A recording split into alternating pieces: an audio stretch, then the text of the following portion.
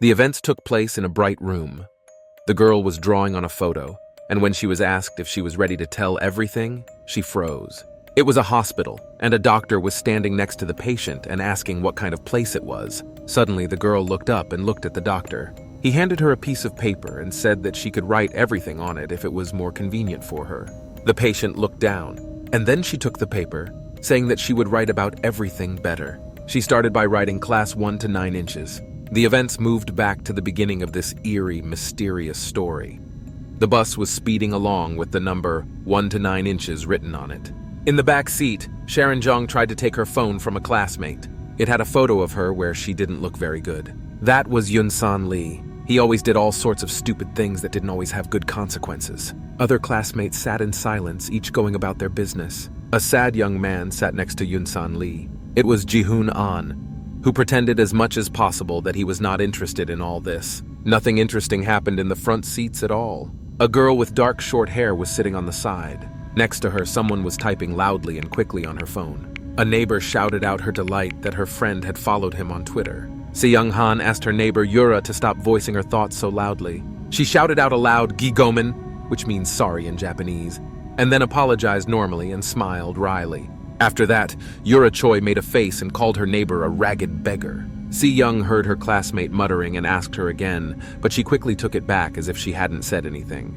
Suddenly, someone tapped her shoulder with a finger. It was a classmate with long brown hair, and he offered to switch places. Mung Jin-woo said he was starting to feel sick in the back seat. Yura Choi seemed to blush and become embarrassed and nervously agreed, thinking that she was not ready for such intimacy.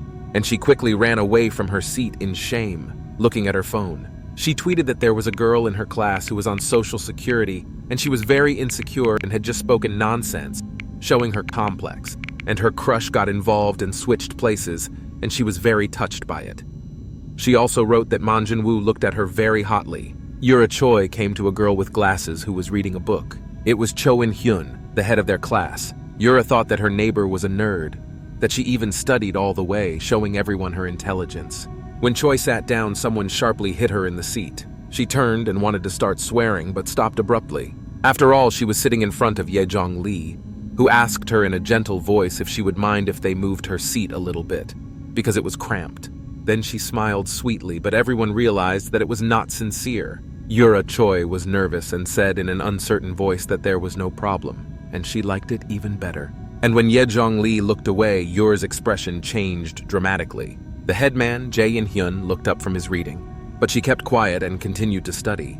The girls started laughing at Yura Choi for saying that she liked it better and that she would tweet about Ye-jong Lee, but she denied it, saying that Yura would not do that to a friend. A girl was sitting next to me who seemed to be indifferent to everything, but was watching the situation closely. It was Ji and Kim, who turned away from everyone and looked out the window, calling her classmates idiots. Ji-hoon An behaved the same way. The events moved to the front seats again. Myung Jun-woo and Se-yeon Han sat silently and looked at the floor. Then she decided to speak up and ask her neighbor why he was following her all the time. But he decided to turn the conversation to her, saying that Se-young was daydreaming and he was just sick to his stomach. She exhaled, said she didn't care, and asked me not to bother. Meanwhile, in front of her, someone was twitching their leg very loudly. The class was driven by a bus driver. Suddenly, he turned and shouted at the boy to stop jerking his leg. He abruptly grabbed his leg, trying to stop her. Next to him sat an old bald man who was watching his neighbor's reaction closely. Henson had a healthy blue spot on his neck that looked like a bruise. The teenager himself was very nervous and looked bad. The old man seemed to notice this as well and asked Hanson if he was still having problems with his friends. Henson Kim kept asking again and again, and then he said that it happened, but then quickly denied it. Chunbae Park put his hand on the teenager's arm. He was a classroom teacher, and said that to him it looked like Hanson was making a fool of himself to be bullied. The teenager was silent, then Chunbae Park said he was sorry. Also in the back seat was Sinja Kang, a boy with blonde long hair. It was his face that stuck with me so much, that strange expression on his face, in the memory of the patient, who was Se-yeon Han. She was painstakingly writing something in terrible handwriting, and got scared when the doctor asked if he could ask her something. He held the photo in his hands and wondered why they were all wearing sportswear. The girl did not look up and said that it was for outdoor activities near the water. The doctor asked about water. Se-young said they were at sea, to be precise. Suddenly, the patient looked up, looked at the doctor, and asked where everyone else was. There was a pause. The doctor was silent, as if he did not know how to present the information correctly. In that photo, everyone had a painted expression on their face except for Se-yeon.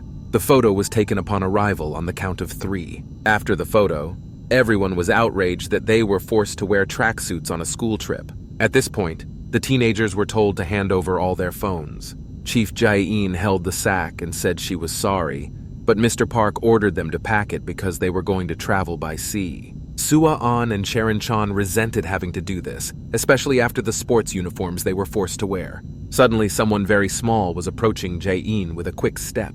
It was Se-yeon, and she said that the headman could resolve this issue with Mr. Park on their behalf. But Se-yeon could only say a brief apology. After Se-yeon didn't get what she wanted, she abruptly turned around and left. The Starosta's partner told her in her ear not to listen to her because everyone knew that Se-yeon was an idiot. Se-yeon didn't say anything in response, just gave Se-yeon a look. Meanwhile, Mr. Park spoke with the instructor and was told that the weather was good and they could safely go out into the water. The teacher said there was nothing to worry about because their school had been practicing this for a long time. So the teenagers put on life jackets and got into the boat, and Mr. Park managed to fall asleep during this time. Myung-woo called Se-yeon, asking if she was nervous and adding that it would be fun. His classmate didn't even look at him in response, just asked if he was 11. She hid her reddened cheeks, as it seemed that Se-yeon was seeing the sea for the first time. At this point, the teenagers asked Mr. Park what they would do next, and noticed that the teacher had fallen asleep. Meanwhile, a strong wind kicked up, so strong that he took off the instructor's cap, and she landed right in the water, close to the boat. The instructor grabbed his face and was outraged that this had happened to him. He turned to the teenagers and told them to wait for him and that he would be back soon. Then he ducked into the water and swam toward the cap. The instructor did not turn off the boat, and the sounds of the engine could be heard. The teenagers sat in silence and did not know what to do. Suddenly, Yun-san Lee laughed, saying that it seemed to him that the motor was still running. He asked if he could try it, saying it looked like a motorcycle. The headman, Se-yeon, tried to say that she didn't think it was a good idea, but she was interrupted and told to relax, because Mr. Park would not see her anyway. Yun-san was told that he didn't have the balls to do it, and this motivated the teenager even more. He jumped out of his seat. Then he abruptly plopped down behind the wheel of the boat. Yun-san Lee immediately tried to turn the handle. It made even more roaring engine sounds. Suddenly, the teenager abruptly moved away without even having time to react. Other teenagers followed him, and they were all blown away in a second. His classmates had to hold on very tightly because Yun-san was running at breakneck speed. Se-yeon was small and could barely hold herself in place to avoid being thrown into the water. At this point, Mr. Park began to wake up from the speed. He was shocked when he saw what had happened. Everyone was shouting at Yong-san Lee to slow down because the situation was out of control. Meanwhile, the instructor took out his cap. He put it on and looked around. But I discovered that the boat and the teenagers were nowhere to be found, as if they had fallen underground. Yun-san Lee was pushing buttons on the boat's steering wheel while his classmates cursed him. He said he could not stop it in any way. At that moment, something started dripping on him. It looked like rain. He looked up and saw a black sky and heard thunder. It looks like the instructor lied and the weather was not good for swimming after all.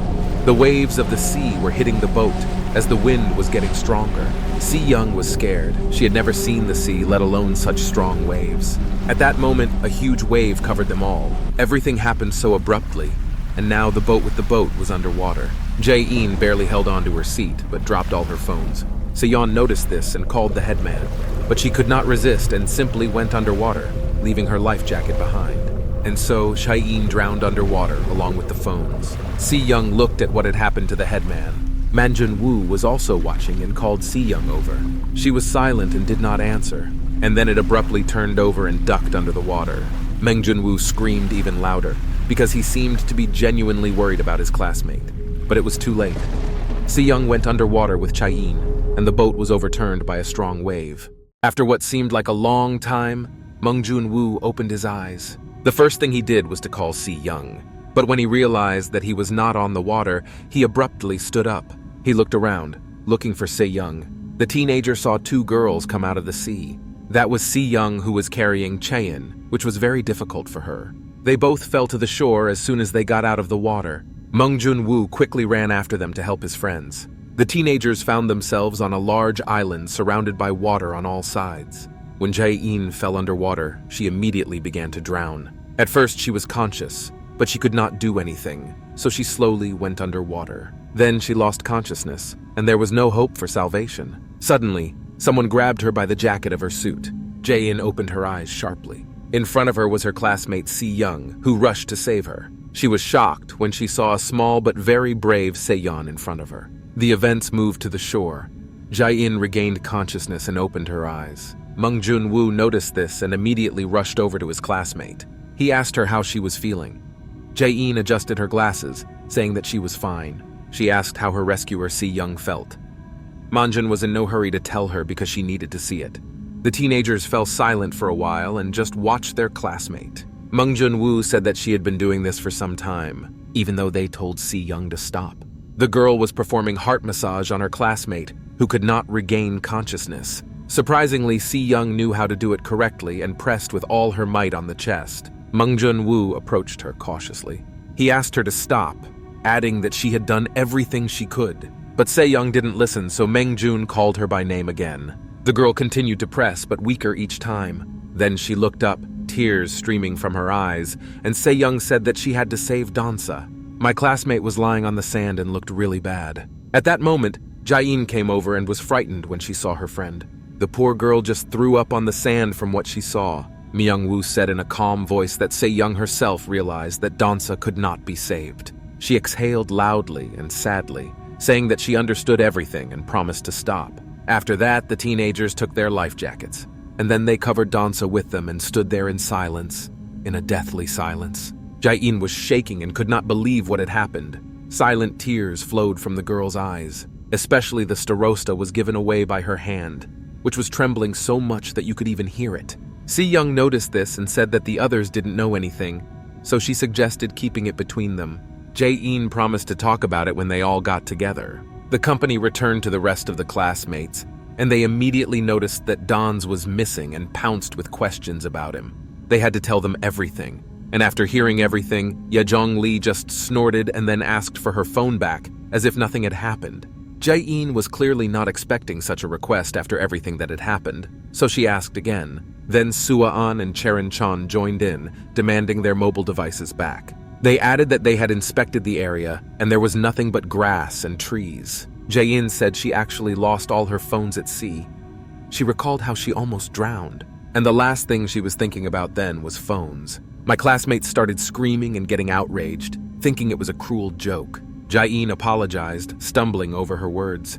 She still couldn't get over the news about Dansa. Then the rest of the classmates joined in and the indignation grew even more. Jae-in slipped into her tracksuit and silently listened to the teenagers' indignation. She was nervously rummaging through her costume and couldn't even hear what they were talking about. Chae Jin-jong said she knew Jae-in couldn't be trusted with a phone, adding that hers was brand new. Suddenly, someone sharply pushed her away. Firewood fell on the floor with a comment that it would soon be dark. And the nights were cold and all their clothes were wet, so there was no time for quarrels, unless one wanted to die of cold. Se-yeon said that. And she added that if they were all so eager to find the guilty party, they would have been better off turning to the one who was really guilty. She went on to say that the person who asked Jae-in to collect the phones was Mr. Park. And then she asked who, like an idiot, had jumped into the driver's seat in the boat, hinting at Yunsan Lee. Se-yeon started to say that he was the reason for Don-soo, but she stopped talking, gritting her teeth. And then she exhaled loudly and asked which of them had the lighter. Everyone was silent. Then Se-yeon held out her hand and told them to move faster, because she knew they were all smoking.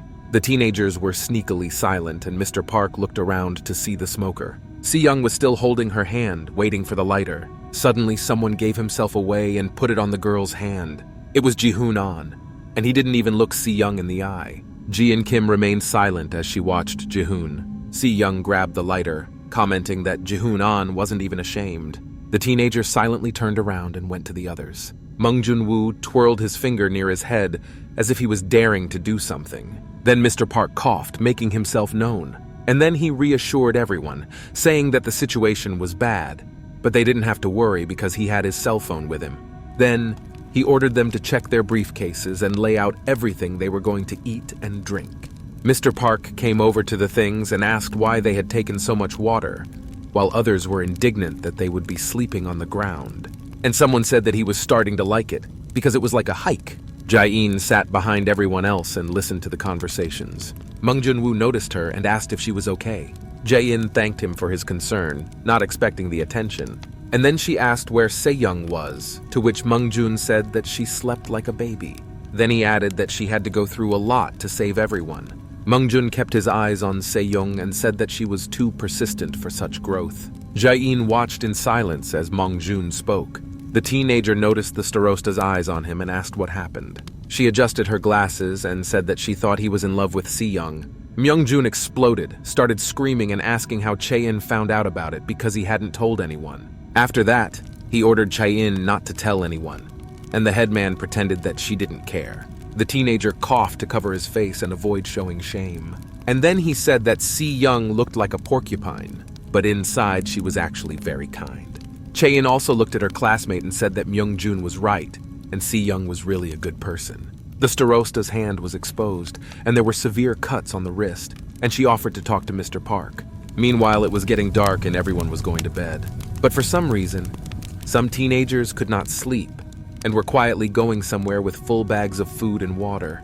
They stood over Ji-hoon An, who was sleeping soundly, and tried to wake him up, saying that everyone was waiting for him. He barely opened his eyes, and he saw Yoon-san Lee and the girls above him, who told him to hurry up and be quiet. So they all went through the bushes to another place. Ji-hoon An only had time to wake up and realize what was happening. They came to another campfire, where the rest of their classmates were waiting for them.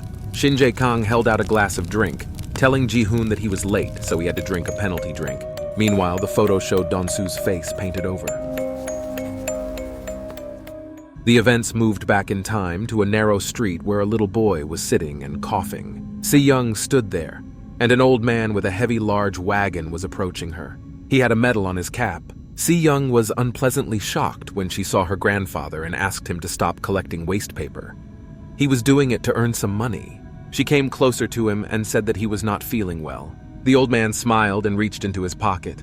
Then he smiled even bigger and held out the package. Se-yeon was in no hurry to take it, but first asked what it was. The grandfather shoved it into Se-yeon's pocket, commenting that she was going on a school trip and would need money there.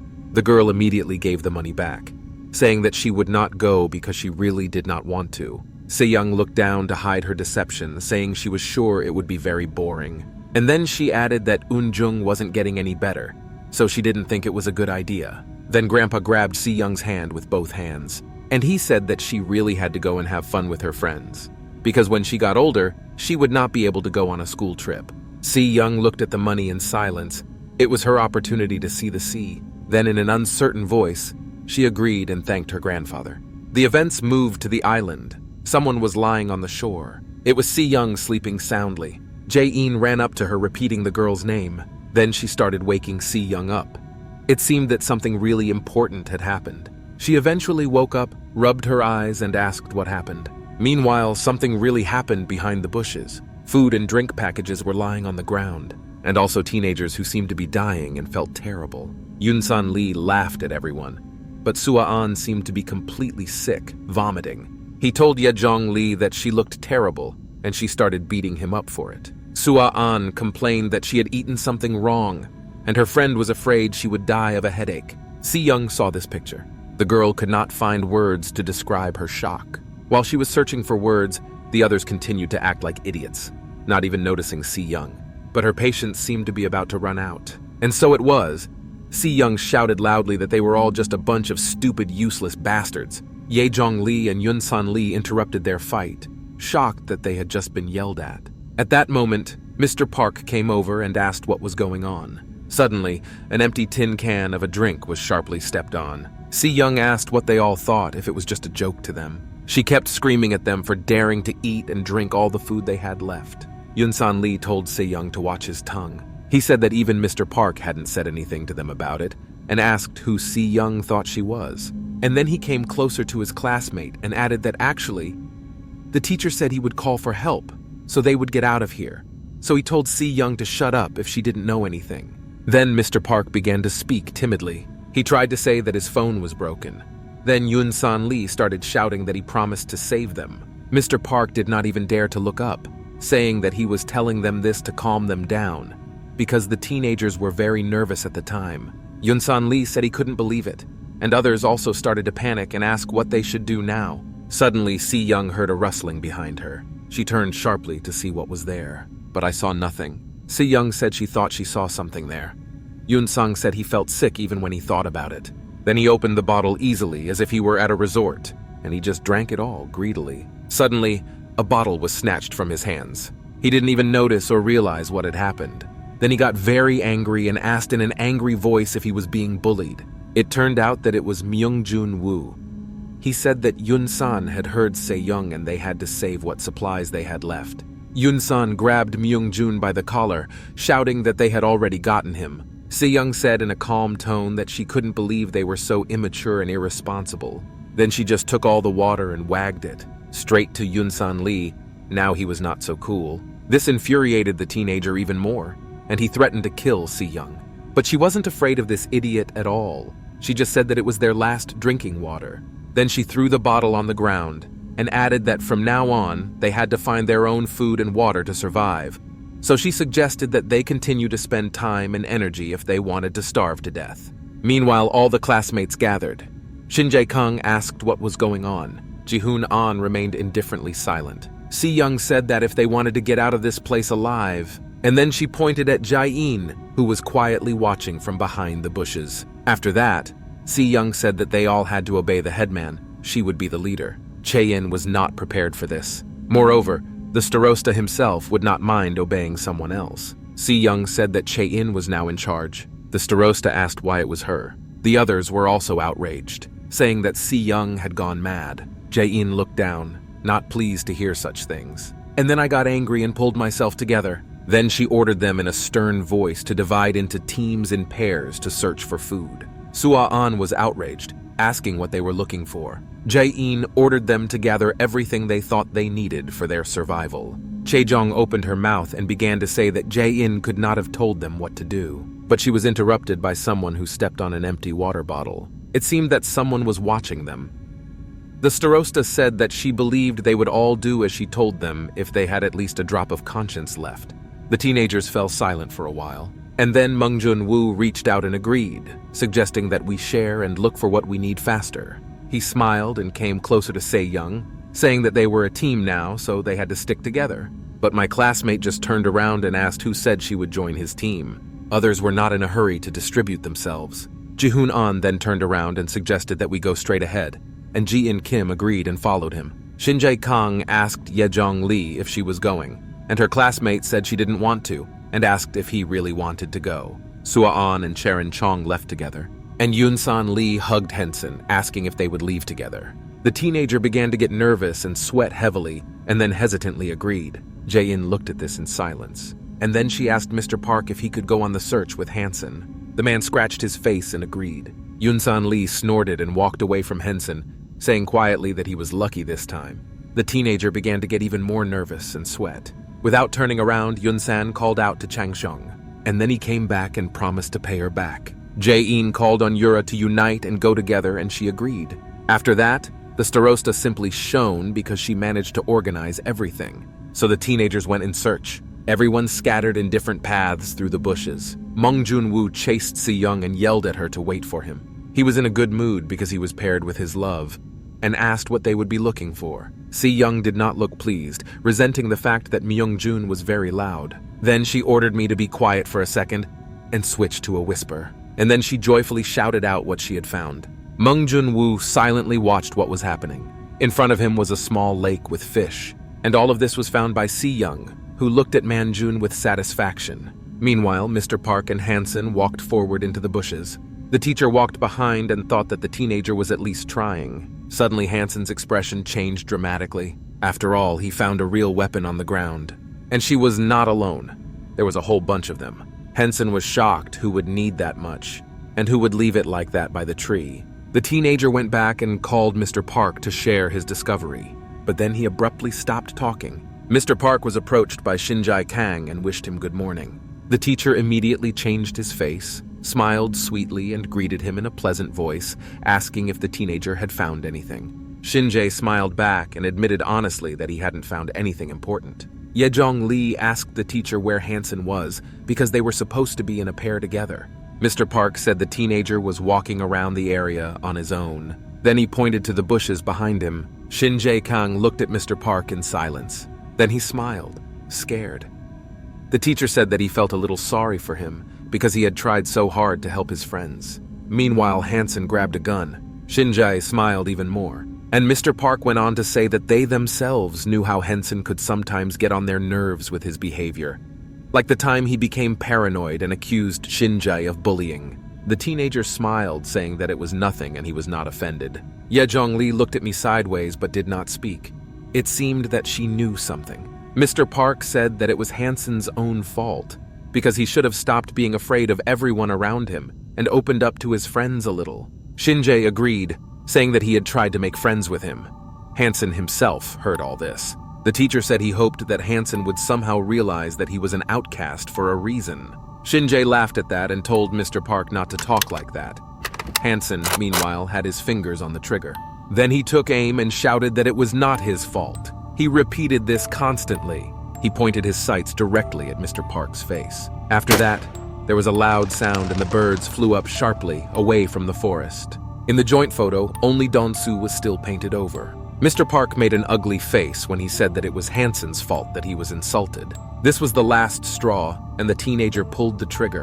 Mr. Park heard the shot, but no one expected it. No one had time to react. The teacher's face was contorted again, but this time in pain. After that, he fell to the ground screaming, leaving a pool of blood under him. Shin Jae-kang was no less shocked than the others, with cold sweat pouring down his face. He looked up to see who had caused this. There on the floor was Hansen, screaming, swearing that he did not know the weapon was loaded, throwing it away from him. His face was contorted and looked like a crazy person, and he kept making excuses, repeating the same thing. Meanwhile, everyone gathered on the shore and asked Sinja what was taking so long. The rest of us watched in silence, waiting to see what would happen next. Jae-in spoke first, asking what happened. Mr. Park was hanging around Sinja's neck, who carried him all the time. The teacher's leg was bleeding, leaving traces. Behind him was Ye-jong-lee and Hansen, who had no face at all. His eyes were glassy, like a maniac's, and cold sweat was streaming down his face, and the teenager kept repeating that it was not his fault. The company was approaching the others.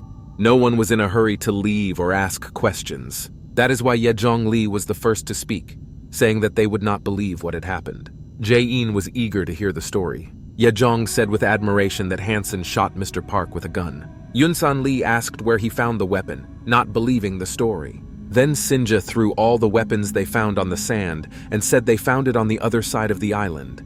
At that time, everyone had questions, because no one could believe that there were weapons here at all. Mung Jun-woo looked down, realizing what was happening. Then Shin-jae confirmed his fears, saying that they were not all stuck on an ordinary island. Se-yeon came up to them. My classmates started shouting their admiration for the fact that they now had weapons. It was only Chae-in who dared to ask Mr. Park if he was okay in a trembling voice. The teacher sat down on the ground and said that fortunately it was just a scratch. Then everyone turned their attention to Hansen and asked him why he did it. The teenager did not know where to go because he was very worried about what had happened. Someone said they should tie up Hansen. Jae-in was outraged. Sinja repeated himself, ordering the teenager to be tied up.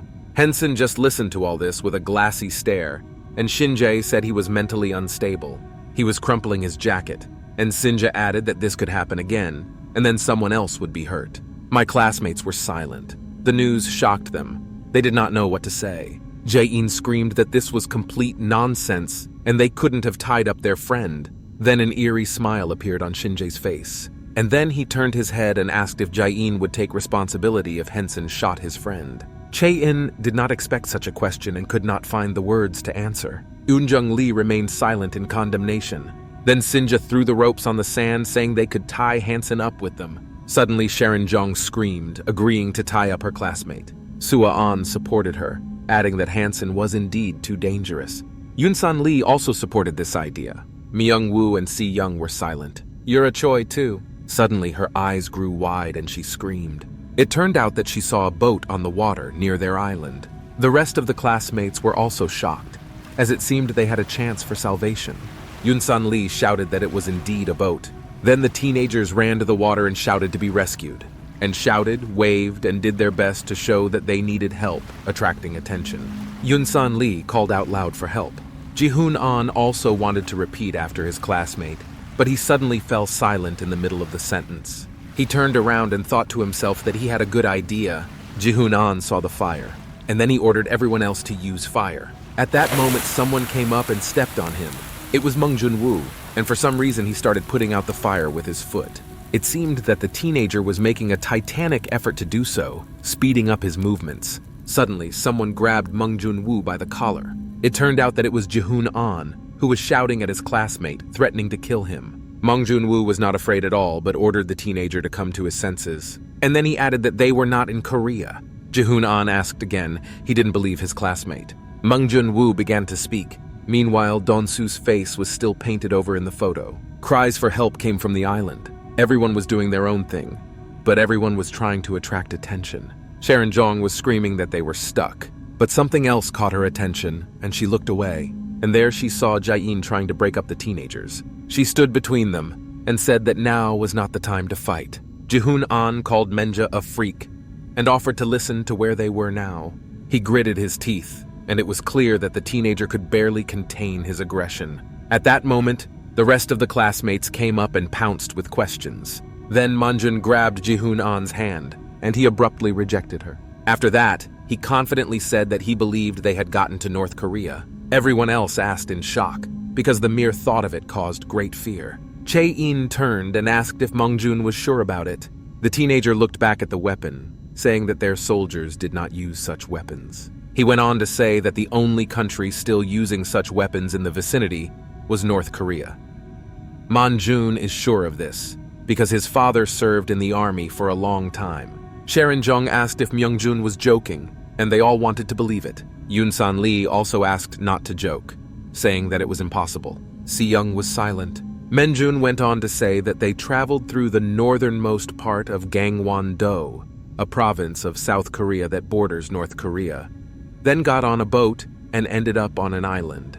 He said that he could not speak with 100% certainty, but everything pointed to it. Manjun reiterated that they were all in North Korea. Then he said that if they continued to call for help, they would be found. And then they will go to jail or even worse. Suddenly, Sharon Jong laughed out loud. Then she fell to the ground and began to cry loudly, saying that they were finished. She started to have a real hysteria. Yunsan Lee also began to panic and stammered to tell Mengjun that he was joking. And then he panicked and screamed loudly. Then they started falling on the sand and screaming and crying. After that, they decided to turn to Mr. Park. They asked him to come up with something because he was their teacher. Mr. Park did not understand what was happening at all and began to stutter. And then he muttered an apology under his breath and looked down. Sharon Jong panicked even more. The teenagers sat in silence, looking down. Someone was crying quietly. It was Yejong Lee, and she covered her eyes with her jacket. Suddenly, someone handed her water and offered her a drink. Yejong was distracted and asked what it was. Se-yeon replied that it was water from a stream she had recently found. She added that none of them had had anything to drink or eat today. Then, Yejong just took the water that Se-yeon offered and tipped it over. Then I yelled at her, asking how she could even think about it in such a situation. Se-yeon slapped her face and exhaled loudly. Then she asked with an irritated voice whether Yejong wanted to die of hunger or thirst. These words scared her classmate and she changed her tone. Then Se-yeon put down the water, saying that if she didn't want to die of thirst, she had to drink some water. She added that they all had to do what they could to get through the next day. Yejong turned away and fell silent. And then she took the water and drank it greedily, telling Se-yeon to stop pretending to be the smartest every time. Then the class gathered around the fire in a circle. Then Ji-hoon An came back and said that Se-yeon's words made sense. They had to try their best to survive on this island. Yejong turned to Ji-hoon, asking if he was serious. Ji-young Kim was dejectedly silent. Then they called Chae-in. Se-yeon handed her a briefcase with all the remaining food and asked her to divide it equally. Chae-in accepted the assignment and the portfolio. And I was shocked to think that this was all the food they had. They wouldn't last even 3 days. Meanwhile, someone had food in their pocket. When they appeared, the teenager immediately hid them with his hand. It was Yura Choi, and she was nervous and her face showed it. Chae-in suggested that Se-yeon decide together what they need to do to survive. Suddenly, someone held out a rope. Se-yeon was even scared. Shinja looked at her. His gaze was eerie, and then said that they had business first. Then he extended the rope once more, ordering Hansen to contact him. The poor boy was silent and looked at the floor. He did not feel safe and could not stand up to everyone. Tears gathered in his eyes from the pain and humiliation he felt. Jian Kim was sleeping sweetly, and then she opened her eyes abruptly. I wish it was just a nightmare that stopped scaring me when the light came. Se-yeon sat and thought about it silently. Then the positive Menjun came up to her and greeted her, wishing her a good morning. Se-yeon still couldn't believe that they were all stuck on the island. Myungjun leaned over to his friend, saying that he had noticed that Jae-in hadn't slept for a long time. Se-yeon turned and looked at the headman. Jae-in was actually doing something and sorting through the portfolio. It seemed like she was facing a difficult task, and cold sweat even began to drip down her face. The other teenagers were talking to each other, all in a bad mood. They did not know what to do. The conversation was interrupted by Jae-in, who said that today they had to go out to look for food again. Se-yeon didn't understand why the headman had made such an abrupt decision. It seemed that something was wrong with her. Jae-in suggested that we have breakfast and split up again to search. Sharon-jong wondered how the headman could remain so cool and calm. Sua-an said that Chae-yin considered herself special only because she was the headman. Then she ordered everyone to get in line, and Jae-in would distribute food to them. It was not enough to fill you up. Sua-an was shocked when she was given such a small amount. She began to resent the fact that they hadn't eaten anything for a day. It wasn't enough. Jae-in replied that she was sorry, but it was all the food that was left, and the headman simply divided it equally. Sharon-jong told her not to joke and asked how she could live on that. Sua-an agreed, saying that Jae-in was just playing a joke on them. Then the starosta attacked them in response, reminding them that it was they who had eaten most of their supplies. After that, the girls had nothing to say and silence followed. Then Sharon-jong was outraged and called Jae-in a bitch. A sly smile appeared on one of the teenagers' faces. It was Shinjae, and he told Sharon-jong that everything was fine and they would eat what they were given. Of course, my classmate was outraged, saying that everyone was against her, and Shinjae's behavior was quite strange. Yunsan Lee quickly threw all the food into his mouth. He started chewing on it without another word. He looked at the weapons they had lying on the sand. After that, Yunsan said that there were not only rifles but a whole arsenal of different weapons. Suddenly, the teenager noticed a gun. Mi Young-woo ordered me not to touch it because it was probably a rocket launcher. Shinjae was interested in this information and perked up his ears. Yunsan Lee was angry with Menja, threatening to mentally remind him of it again. After that, he picked up a bigger weapon and began to examine it. Then he pointed it upwards and clicked the machine. A smile appeared on his face, and he asked his friend if he thought the weapon was even real. Suddenly, there was a loud explosion.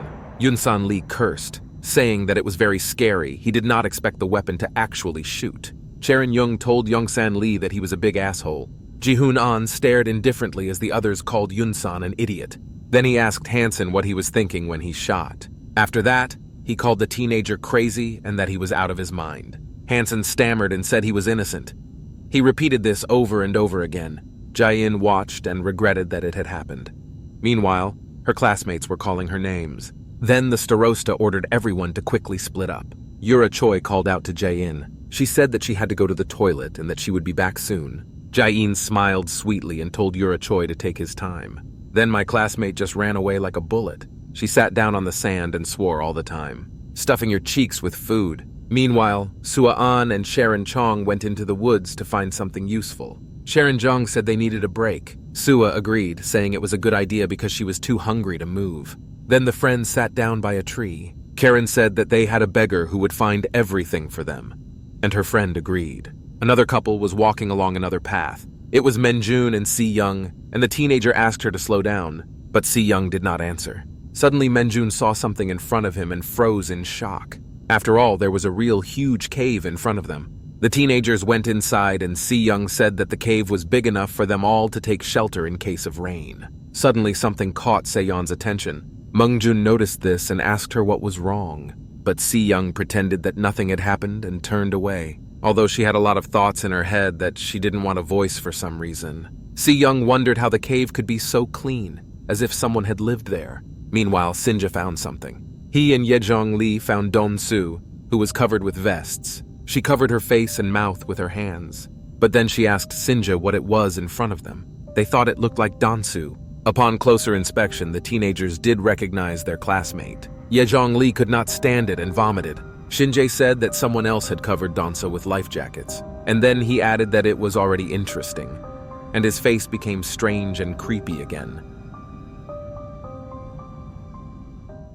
Meanwhile, it rained again on the island. Clouds gathered and the sea became rougher. The first drops began to fall on the teenagers. Sua-an also experienced this firsthand. Being on an open surface, they had to look for some kind of shelter. Myung-woo asked Chae-in what they should do now, but the starosta did not know the answer to this question herself. Then Se-yeon shouted for everyone to follow her, and then she added that they found a large cave and everyone could wait out the rain there. Jae-in thought it was not the best idea, but she had no choice, and so the teenagers reached the cave.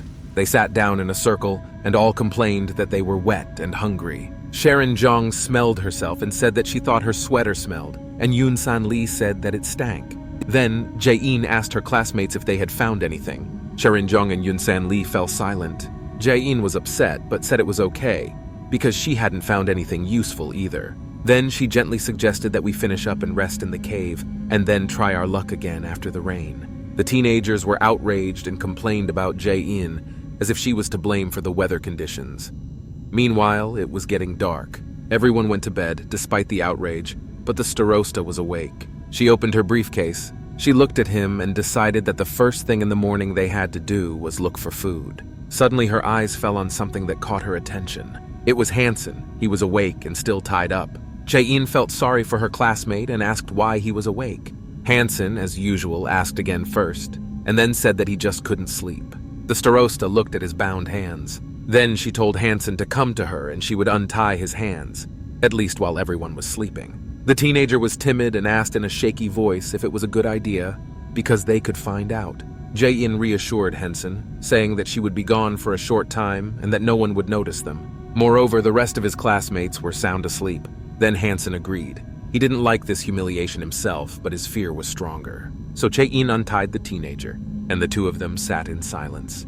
Then Hansen decided to speak up and turn to Jae-in, and then he lowered his head and thanked her for standing up for him then. She smiled and said that she thought she had made things worse by standing up and apologized to Hansen. And then the smile on her face fell. Hansen started snapping his fingers. It was nervous. Jae-in said that her surname, Hyun, meant total darkness. And then she added that it described her life quite succinctly. After that, Jae-in fell silent and went into herself. Suddenly, Hansen admitted that she was actually a foster child. And for some reason, she had a hard time with her foster parents. They were good people and loved her, but Jae-in still felt uncomfortable with them. After that, she showed me her cuts on her arms and said that she even tried to end it in high school because of all this. Hansen was shocked by such sincerity. And then he looked down again and said he was sorry. Jae-in smiled, saying it was funny that she was complaining about her life, even though Hansen's situation was obviously worse. The teenager objected, saying that in his opinion, people tend to think their lives are the worst. And then he panicked and quickly explained that he didn't mean that Jae-in was easier and all that. The starosta continued to tell the story. She said that she studied hard and became a starosta only because she did not want to be hated. Suddenly, tears welled up in her eyes, and she said that she was really afraid that people would start to hate her. Hansen was shocked by this information because he did not know why Jae-in could be hated. He told the old lady not to worry because he didn't think anyone in their class hated her. And then he added that only Se-yeon was possible. Jae-in was shocked and asked what Hansen meant. Then he started the story when they were still at school. They thanked Jae-in, saying she was the best. Someone asked why they made the starosta do all the work. Sua-an replied that Jae-in herself said she would handle everything. And then she asked the starosta if it was true. Jae-in timidly agreed. And then she told Sua that everything was fine, and she could leave if she had things to do. After that, the girls turned around and left, and Sua-an laughed, saying that it was very simple. Jae-in was left alone by the garbage, which could barely fit in the bucket. Suddenly, someone threw another piece of paper into the bucket, and then he referred to Jae-in as Mumble. It was Se-yeon, and she asked in a stern voice if the headman had cleaned everything by himself again. Jae-in agreed in a hesitant voice. Se-yeon replied that she voted for the starosta, not for the cleaner. Jae-in explained that Sua told her that she had a baby and was very busy. Se-yeon interrupted her, saying that as long as she indulged them all, nothing would change. And the problems will continue to accumulate in the trash. Jae-in replied to Se-yeon that Se-yeon is a really good person once you get to know her. The events moved back to the school. Hansen stood there scared and beaten. Suddenly, someone struck them on the cheek again. Hansen fell to the floor, and Yun-san Lee, who did this to him, said that he had warned him to be answered immediately when he asked. Yun-san Lee poured out such hatred and scolded Hansen. The poor teenager apologized. Then he stood up and Yun-san Lee said that he forgave him. Then he ordered me to do it again. Hansen froze for a second. And then he quickly made a stupid face, showing himself to be some kind of idiot or mentally retarded.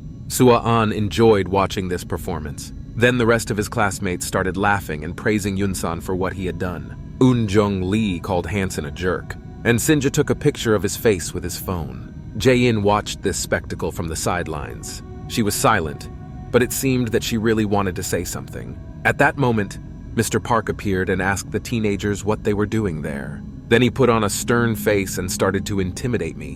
What if it was what he thought it was? The teenagers fell silent, and Hansen put his head down. Then Yun-san Lee grabbed his classmate as if to hug him, and told the teacher that they were all just playing. Mr. Park asked in disbelief, and then asked if they smoked.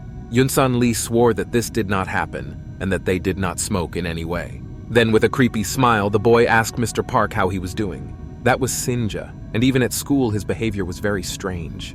The teacher's mood immediately changed when Shinjae spoke to him and Jae-in was still watching. Mr. Park asked Shinjae how his father was doing. The rest of the classmates seemed to be shocked by this sweet and even too friendly conversation between the teacher and the student. Then Mr. Park said that if they had all played enough, they should go back to class, because the break was almost over. Suddenly, Chaeyeon remembered that conversation with Se-yeon, when she said that pandering to classmates would not change the problems. These sloves really made her think. So the teenagers returned to class, as Mr. Park had told them to do. Shinji turned and smilingly told Hansen to remember to come by after school. The teenager did not dare to look up and agreed in a trembling voice. And so Hansen was left alone in the schoolyard. Suddenly, someone grabbed his sleeve. It was Jae-in, who was holding a classmate and suggested that we go to the teacher's room, promising to go with him. The starosta was determined. So the teenagers did just that, and told Mr. Park about the harassment toward Hansen. He asked Jae-in if she was sure of her words. The starosta was stunned, but confirmed everything she said. Then Mr. Park asked who was involved and asked Hansen. The teenager began to worry and sweat, nervously trying to say something. Mr. Park began to put pressure on him and ordered him to speak more clearly. Hansen was already worried, and the teacher's words made him withdraw into himself. Se-yeon looked at it and realized that things were bad. Then she offered to speak out herself, but Mr. Park interrupted her, saying that he would like to hear it not from the starosta, but from someone who considered himself a victim. Jae-in said it was Shinjae, but Mr. Park simply didn't believe it, saying that they were joking, because Shinjae was not the kind of person who would bully others. Jae-in replied that there were several offenders, but Shinjae was their leader. The events moved to the classroom of grades 1-9. The headman approached Shinjae and Yun-san Lee, and she told Shinjae that Mr. Park had called him to the teacher's lounge. The teenager did not expect this, but he was not worried at all, so he came to the teacher's room. He stood in front of Mr. Park and smiled sweetly like an angel. Hansen was standing next to him, and the teacher said that he was informed that he had bullied a classmate and asked if it was true. Shinjae looked shocked, and then he looked at Hansen and said that he thought his classmate was going through a difficult period. Hansen began to get nervous and sweat, unable to answer anything normal or string together two words. He started to wrinkle his shirt, and Sinja said that they were just having a little fun, but he wasn't mocking anyone. Then Mr. Park asked Hansen if it was true that they had been a little bit foolish, and that was it. The teenager said in a trembling voice that it must have been like that. Mr. Park replied that he knew that, and then he added that bullying was not something he would turn a blind eye to, especially in his classroom. He knew there was a misunderstanding, but he couldn't let it go. Then he put his hand to his chin and thought, and then he said that now it was time for a friendly 5-minute hug. Hansen was shocked by what he heard, but he was even more frightened when it happened.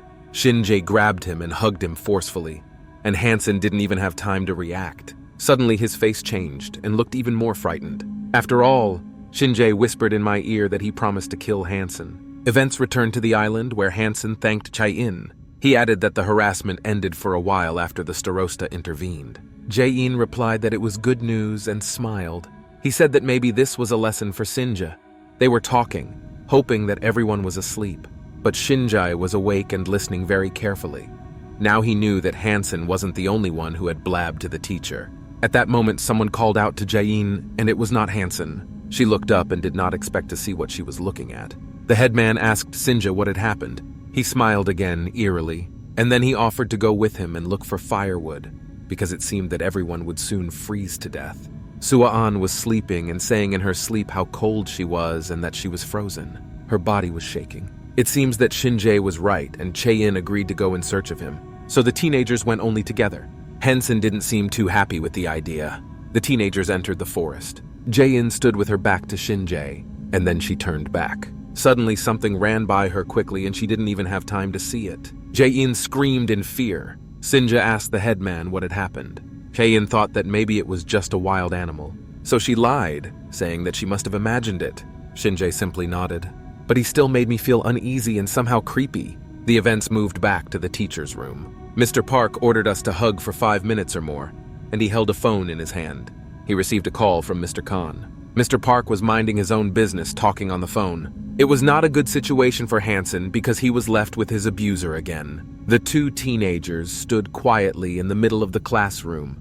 The teacher was talking to Sinja's parents and told them that their son had been involved in a small incident. Shinjae suddenly grabbed onto Hyunsung's shirt with his hands. Mr. Park told his parents that he had already taken care of everything. He smiled sweetly at Sinja and explained to his parents that their son was fooling around with a friend, and the friend was a little offended. Shinjae looked down, still holding Hansen's back tightly. It seemed that his face became sad, and Mr. Park had already finished talking to his parents. Meanwhile, the events moved to the apartment. The man asked how his son made him listen to his petty problems. Shinjae apologized to his father. He was holding a chair and a stick and asked if he had misunderstood when he said to be quiet during the campaign. And then his father said that maybe it was his fault, because Sinja was his only child and therefore he spoiled him too much. My father put a chair on the floor and said the words leg. It was an order to action, and Sinja obediently put his foot on the chair. It seemed that he did this often, because he obeyed obediently and just waited. His face showed no emotion, and the father called his son an imbecile. Suddenly, tears appeared on Shinjae's face, followed by a stroke. The events moved to the island where Jae-in stood alone. She was holding firewood and brushwood. The starosta said that she thought they had gathered enough brushwood and suggested that they return, as it was getting dark. And then she added that she could not see well in the dark. But no one answered Chae-in, so she went back and started calling out for Shinjae. Suddenly, a classmate appeared out of nowhere, frightening Jae-in. And then he abruptly grabbed her by the hair. Then he threw me to the ground just as abruptly. Jae-in rolled down and hit herself loudly, but she managed to grab onto something with her hands. Chae-in was hanging on a rock, unable to see anything under her feet. Her glasses broke and fell down. Then Sinja approached her. He was looking at the person who had beaten him up because of his father. There was no pity or sadness in his eyes. He looked like a maniac. Chae-in could barely hold onto the rock with her fingers. She asked Sinja to help her. A classmate asked the headmistress if she had told Mr. Park everything about him. Chae-in asked again, but she didn't understand because fear filled her head. Shinjae looked at the hand that the starosta was holding. Then he stepped on her toes, and then he called me and ordered me to answer him. Meanwhile, someone was loudly laughing. Shinji approached the cave. He was alone. When I got inside, I started waking everyone up quickly. Sua-an and Charon Chong were reluctant to wake up. Se-yeon wipes his eyes. Shinjae panicked, telling everyone to wake up quickly because he had just found Jae-in. Se-yeon woke up abruptly at that moment when she heard about the headman. A smile appeared on Sinja's face. Meanwhile, in the joint photo, Jae-in's face was painted over. Morning came. The teenagers approached the cliff from which Jae-in fell. Shinjae said, stammering, that they had arrived. Yunsun Lee asked in a real stuttering voice if what he thought had happened had happened. Sharon Zhang screamed checkmate. Se-yeon was shocked and came closer. Tears immediately came to her eyes. She saw her friend downstairs lying on a rock, but Jae-in showed no signs of life. She didn't even blink. Shinjae apologized to his classmates, saying that he did not have time to save Jae-in. Se-yeon asked what the teenager meant. She seemed to get angry and asked again, which meant that Sinja did not have time to save her. He put his head down, made a guilty face, and replied that it just happened. Suddenly someone shouted, ordering him to stop cheating. Everyone came back, and then someone said that he had seen everything. Shinjae saw who it was out of the corner of his eye. It was Hansen. He was holding a gun and said that he had seen everything Shin-jae had done. The teenager's face did not change, but inside he began to panic. Hansen was furious and ordered me to explain everything. Se-yeon asked what Hansen had seen. He started screaming, saying that he saw everything and that it was Shin-jae who killed Jae-in. Yunsan Lee asked if this asshole was tired of living. Hansen was shaking, filled with rage and hatred for this man who had killed the only classmate who had treated him well. Shinji objected, ordering Hansen to continue. He said that when Shin-jae went with Jae-in to collect firewood, so Hansen followed them because he thought it was suspicious. He hid behind a tree. And then I saw what happened. He saw Jae-in hanging on the edge of a cliff. Hansen said she was holding onto the rock with her hands. And Sinja came over, and instead of saving me, he came over. He stepped on her hands and Jae-in fell. Suddenly a smile appeared on Shin-jae's face, as if he enjoyed hearing about his murder. Then the teenager told Hansen to stop making things up. Shin-jae said that Jae-in took her own life. Sua-an and Cherin-jong were shocked by this information. Sinja said he was just trying to save her, not kill her. And then he added that Hansen knew it too, that this was not Jae-in's first attempt to end her life. And then Hansen realized that Shin-jae had been listening to them all along, and that's why he killed Jae-in. Her classmates began to discuss a new one about how Jae-in wanted to end her life. A smile appeared on Shin-jae's face as he realized that his plan had worked. He came closer, saying that too much had fallen on Jae-in since they were stuck on the island. That was the reason. Hansen realized that they wouldn't believe him. Shin-jae had thought it through too well. Then someone shouted out Jae-in's name. He said that the Starosta was one of the most resilient people on the island. It was Se-yeon, and she asked if Shin-jae wanted them to believe that Jae-in had just jumped off a cliff. Shin-jae asked in response whether Se-yeon meant that he had killed the headman, and then her classmate fell silent and thought. Suddenly, Shin-jae asked Se-yeon what had happened to Dong-soo. She asked again, because she didn't understand how he knew. Shin-jae changed the subject and asked how Dong-soo died. His classmates started whispering, and they didn't even notice that he wasn't with them. Se-yeon thought she had completely forgotten about it. Then Myung-jun-woo joined the conversation, saying that Dong-soo's death was not an accident. But he was interrupted by Shin-jae, who said that Dong-soo's death was accidental, and that Jae-in died because of him. At the time, Se-yeon and Myung-jun were in a stupor and didn't know what to say. Sinja became aggressive and asked if they were mocking him. Suddenly, someone screamed loudly, saying that Sinja had killed her. It was Hansen, and he could barely control himself and started swearing at Shinji. The classmate turned to shout. Hansen raised his weapon and took aim, calling Sinji a liar, and then the weapon clicked.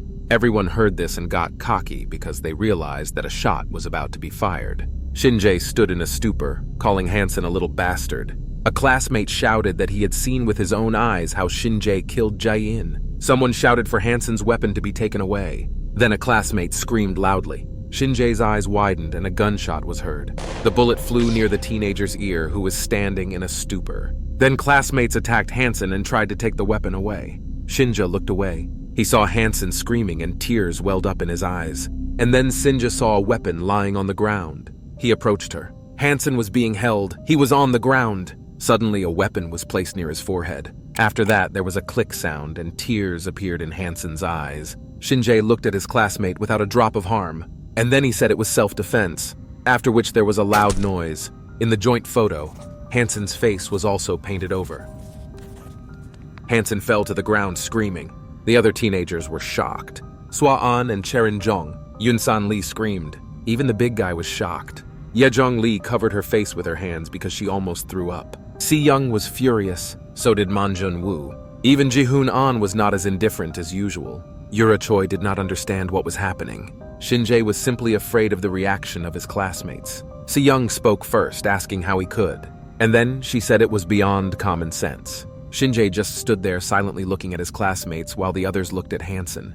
He was asked if he had really killed his classmate. Shinjae justified himself by saying that he had no other choice. He looked at his wound and said that they all saw that he had to defend himself. Everyone was in a stupor, and no one knew what to say or how to behave. Se-yeon spoke again, saying in a calm tone that Shinjae had simply killed him. And then she screamed, saying that he had killed their classmate. The rest were silent and just watched what was happening. Sinja replied that he had already said that it was self-defense, and asked not to be forced to repeat it. And Se-yeon came closer to her classmate and said that he must have gone crazy. In response, Shinjae just wiped the scratch off his face. Then Yunsan Lee shouted, ordering Se-yeon to finally shut up. And then he added that Hansen deserved to die anyway. Se-yeon was shocked and could not believe what she was hearing. Yun-san Lee started shouting again, saying that she herself saw that Hansen fired first. He was already dangerous. Se-yeon was silent.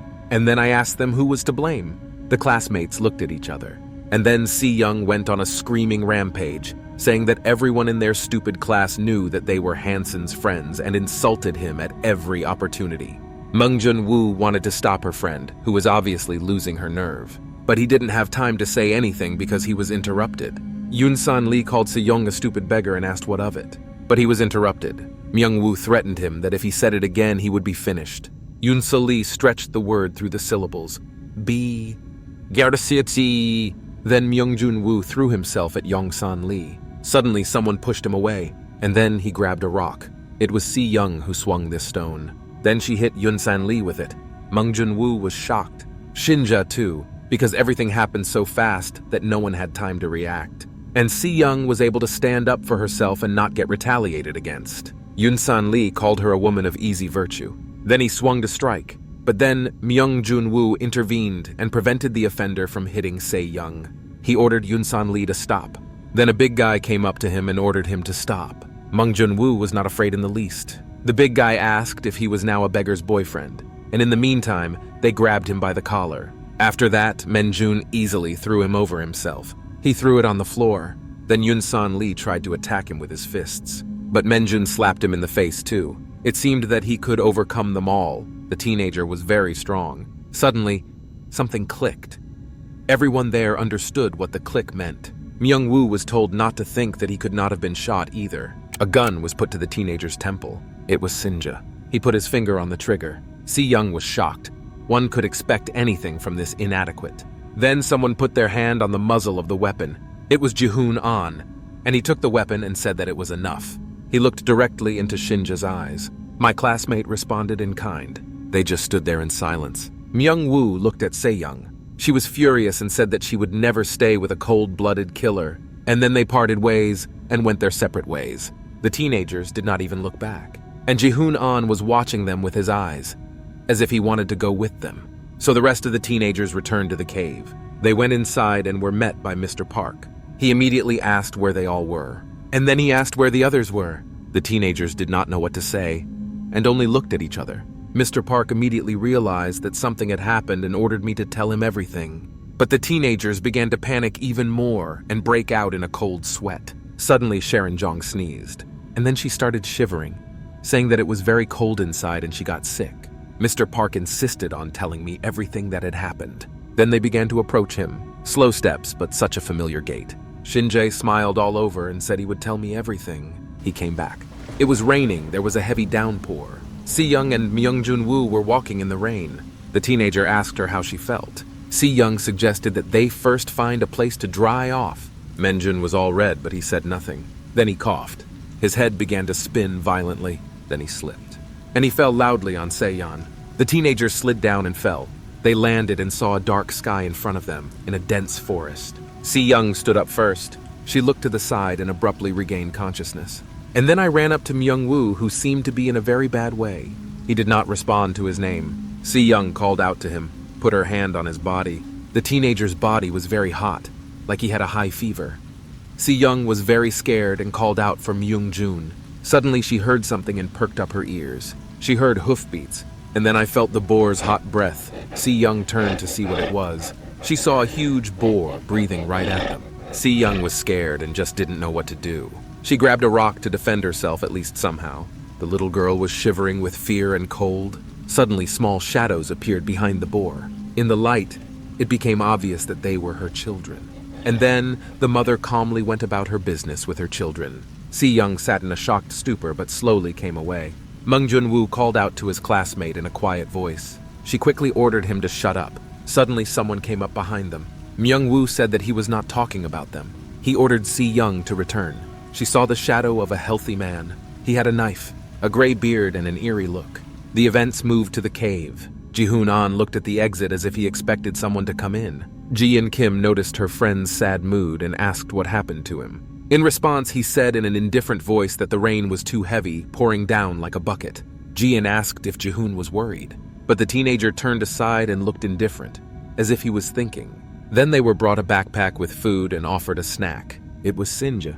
Sua-an asked if they could really eat all of it. Sharon Jong agreed, adding that they were running low on supplies. Shinjae smiled and said that everything was fine. After all, they now had fewer mouths to feed. Mung Jun-woo was sleeping, and then he opened his eyes. He quickly got up, realizing that he was lying somewhere in a strange place. There were Japanese characters on the wall that meant truth, righteousness, and justice. The entire wall was written in these characters, and Mung Jun-woo did not understand where he was. Suddenly, I heard footsteps. The teenager abruptly stood up, sensing danger.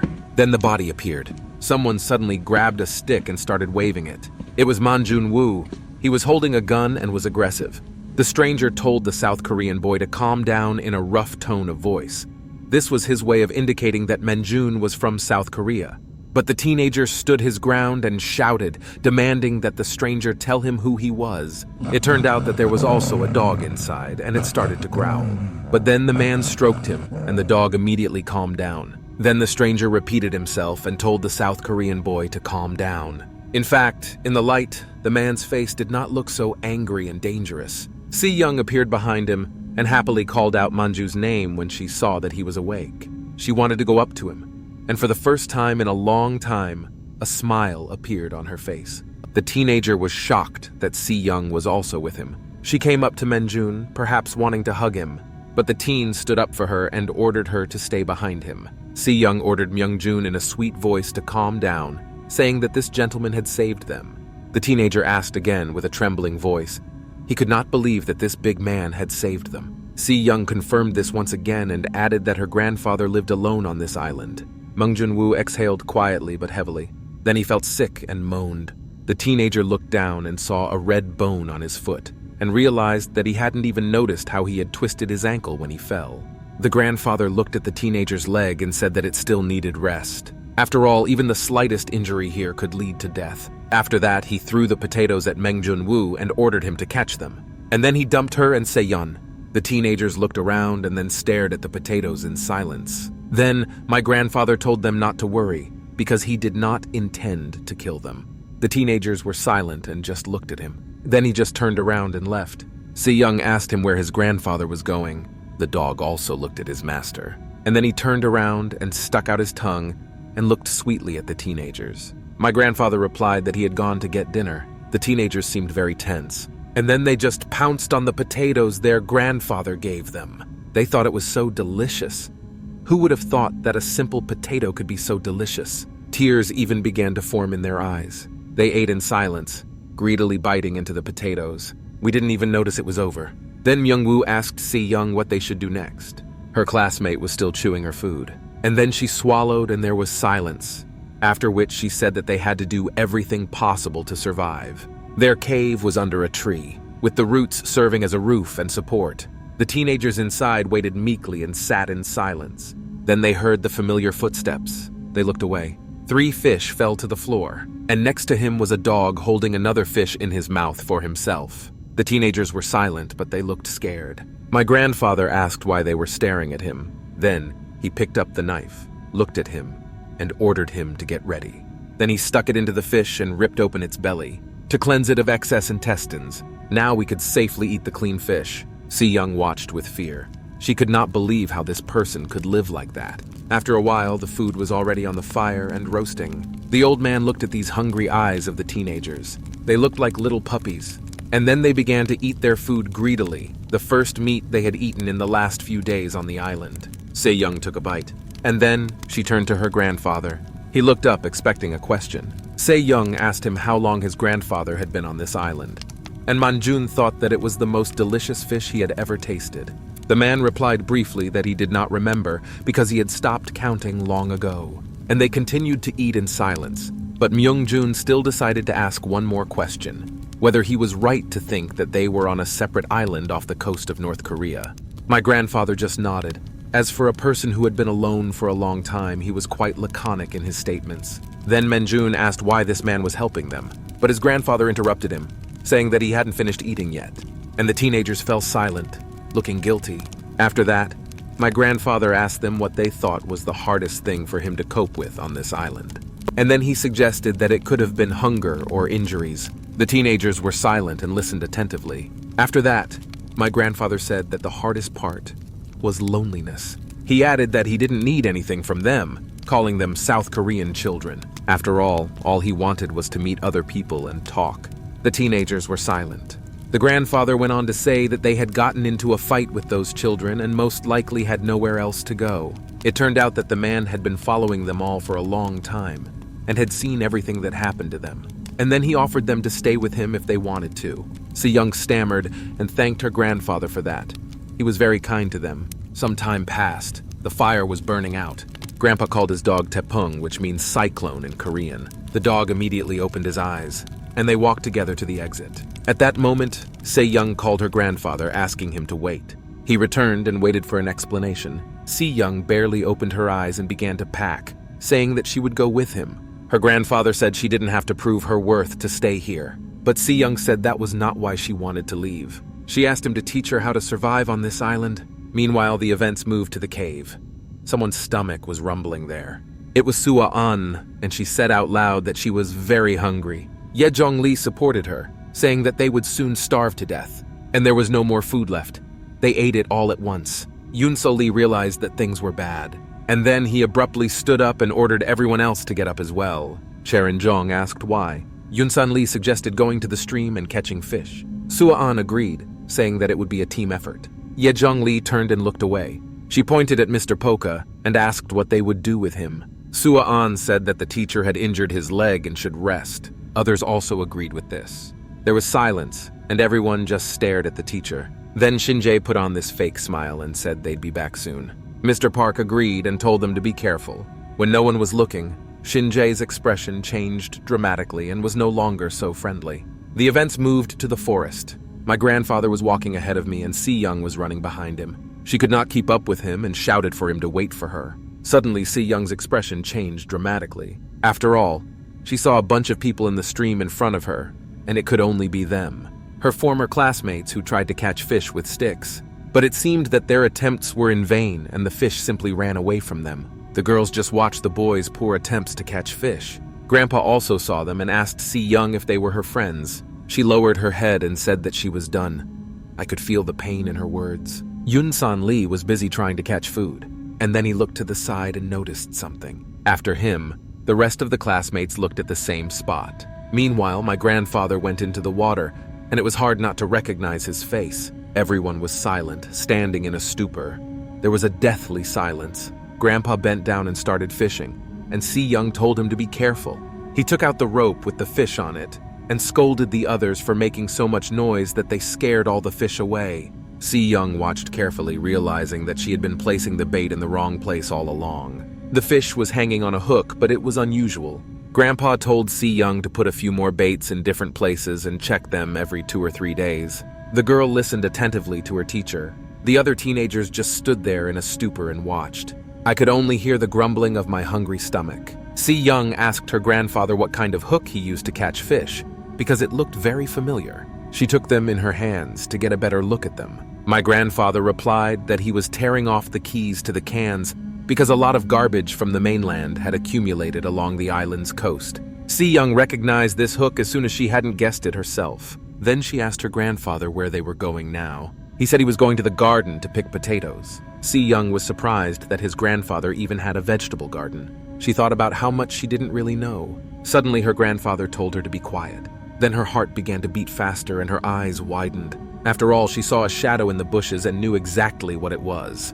It was a wild boar eating my grandfather's potatoes. Se-yeon remembered seeing him that night. Her body began to tremble and her legs felt like cotton wool.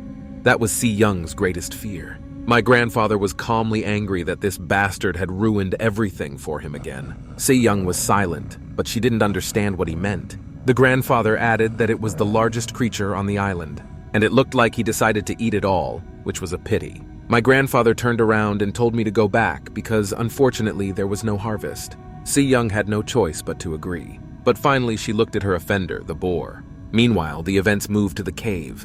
Se-yeon and his grandfather brought the fish, and Myung-woo got up to meet them. He was happy to see them and asked Se-yeon how she was feeling. And then he swore loudly because his leg still hurt. Se-yeon said that he didn't have to meet them.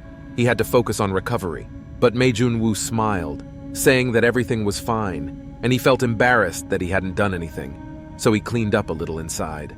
His grandfather praised him, saying that the teenager helped as much as he could. Man Junwoo agreed and was pleased that his efforts were appreciated, so they decided to sit down to eat, and Se-yeon asked her grandfather why they were eating this instead of fish. After all, they had caught her, and she hoped they would eat her when she returned. Grandpa said that fish was a precious food on this island, and this time it was Taepong's turn to eat it. Se-yeon was surprised that the dog ate fish. It was respected on an equal footing with humans. The teenagers looked at their hands, where their food for that day was, and realized that they had no choice because they had to survive. These were grasshoppers. They had a high protein content, but not everyone can eat that.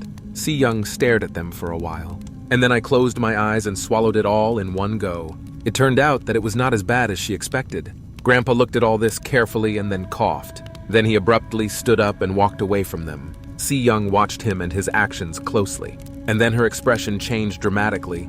She recognized something. My grandfather brought a weapon, a real rifle, the same one they found in the forest.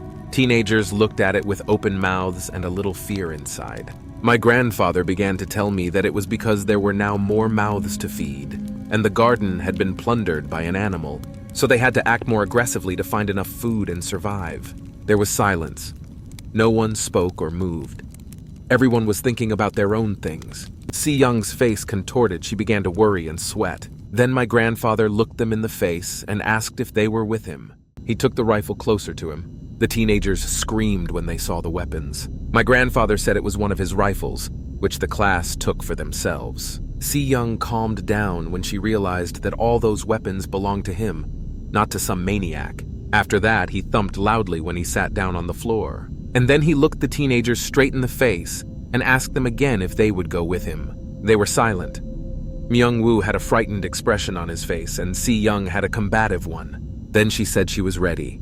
She added that she would do everything possible to survive. And then Man Junwoo intervened, telling everyone to slow down, stumbling over every word. He told Se-yeon that first they had to find out what exactly their grandfather was offering them, explaining that she could not just agree to it without knowing what they would do. Then the grandfather looked more closely at the teenagers. Se-yeon looked down and replied that Myung-woo spoke as if they had a choice. Then the teenager yelled at her, saying that she must have been joking. But Se-yeon did not answer because she was not joking. Then Mang Junwoo turned to his grandfather and asked him to at least tell him what the plan was. He said briefly that they would finish him off. And here the teenagers were seriously frightened, because these words from such a person sounded really scary. Mang Junwoo stammered and asked again. Se-yeon dared to ask if her grandfather had talked about a wild boar, and he answered briefly that this was exactly what happened. Mang Junwoo still did not calm down, because killing anyone seemed to him something terrible. He got up and said that the two of them had gone crazy. Se-yeon looked at her classmate. Was he really that worried about her? The two of them alone with each other? Myung-woo said he wouldn't let Se-yeon do it because she was the size of rat shit next to that giant. Of course, the girl was hurt by this comparison. But then my grandfather intervened, saying that it would not be easy. He added that he had repeatedly tried to kill the boar, but it was impossible for him to do it himself. Mang Junwoo was silent and thought about all the words. Se-yeon was ready to fight. She was not afraid or did not pretend to be afraid. My grandfather said that the teenagers had healthy legs, and if they worked together, they would succeed. Mang Junwoo tried to stop everyone again and said that they didn't have to hunt that particular boar. The teenager kept getting indignant, asking why he had to take such a risk if he could find a smaller prey. It seemed that this was already irritating my grandfather, this uncertainty of Menjun. He asked the teenager if he thought the robot grew on a tree, and then he added that food was in short supply on this island. Moreover, winter was coming. Myung-woo and Se-yeon were both shocked by this information. They had forgotten about winter. My grandfather said they had to find as much food as possible to prepare supplies. Of course, if the teenagers didn't want to go through a terrible hell. Then they fell silent and just stared at my grandfather. Mang Junwoo was still skeptical because he thought it was dangerous. Se-yeon was even more motivated by these words and said she would go hunting with her grandfather. She abruptly stood up and stood in a pose, but her small body was trembling, and Mang Junwoo noticed. Her grandfather was happy, and then said that he would first teach her how to hold the weapon properly. Mang Junwoo was still upset that he couldn't go with them and help. I just followed Se-yeon and my grandfather as they left. The man told her to make sure she held the weapon tightly to her shoulder and gave her some other advice. Meanwhile, the fire was burning down. Grandpa invited Taepong to go hunting. Se-yeon looked at Myung-woo before leaving and promised to return. The teenager told her that he was the one who had to leave, but Se-yeon said that everything was fine and she could handle it. Mung-jun-woo looked at them with despair and shame that he could not leave. My grandfather said they would go hunting in the morning, but now they are just exploring the area. Then he told Se-yeon to go and they went on an adventure. The group entered the forest and the girl asked where they should go next. The grandfather said that he knew where the boar had been, and now they would just look at the places from afar. Se-yeon just silently agreed with everything. My grandfather said that the boar must have gone in search of food, so he could not be seen. Se-yeon looked at her grandfather carefully, waiting for instructions. Suddenly he saw and heard something. After that it increased dramatically. It turned out that a baby boar was walking near them. It was right next to the grandfather's leg. And then he shouted for Se-yeon to run immediately. The girl was shocked and frightened, and tears instantly flowed from her eyes. Then she raised her eyes and looked up. In front of her was the boar she was so afraid of. Events happened very quickly. The boar roared at them, letting them know that it was aggressive. Grandpa recognized this signal and realized that he had to wait. Se-yeon stood there in a stupor, but she pressed the weapon closer to her. The boar was ready to attack. My grandfather immediately started to run away when suddenly a shot was heard. He was not expecting it and looked away. Everything was in smoke, and there was a lot of dust. He stood there and didn't move, because he realized that the beast didn't see him at that moment. Suddenly his eyes widened greatly. He saw her hair flying. It was Se-yeon. The boar decided to target the little girl, who looked obviously weaker. Se-yeon took the weapon and took aim and heard a click. Then several shots were fired, one after the other. Se-yeon's hands were trembling and she could barely hold on, but it seemed that all the shots had missed and the bullets had run out. Se-yeon began to cry, realizing that the end had come. The boar ran at her with all its might. His muzzle was approaching Se-yeon. It was getting closer and closer.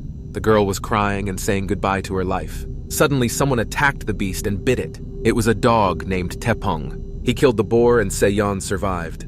A fight broke out between the two beasts. Se-yeon stood in a stupor and could not move out of fear. Tears flowed from her eyes.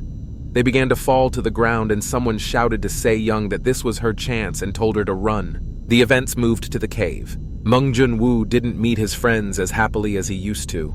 He immediately pounced with questions about what had happened and whether she was okay. Mung-jun-woo was sincerely worried about his friend and asked in detail what had happened to her. The grandfather said that maybe it was too early for Se-yeon to leave and that he would try to deal with the beast on his own. The girl said she would go with him. My grandfather asked her again, thinking he had heard her. Se-yeon said with an angry face that she thought she had gotten the point. So the girl really went hunting. She was serious and focused. No more tears. The boar was coming at her. Se-yeon exhaled, bracing herself for battle. She recalled the words of her grandfather, who said that when the bastard comes to the specified place. So Se-yeon had to aim at this part of his body and shoot him. After all, his heart was there. But it was incredibly difficult to hit the target in reality. Se-yeon squinted and aimed carefully. My grandfather said that even if the hit was perfect, Se-yeon was ready. She was more nervous than ever. And then the shot.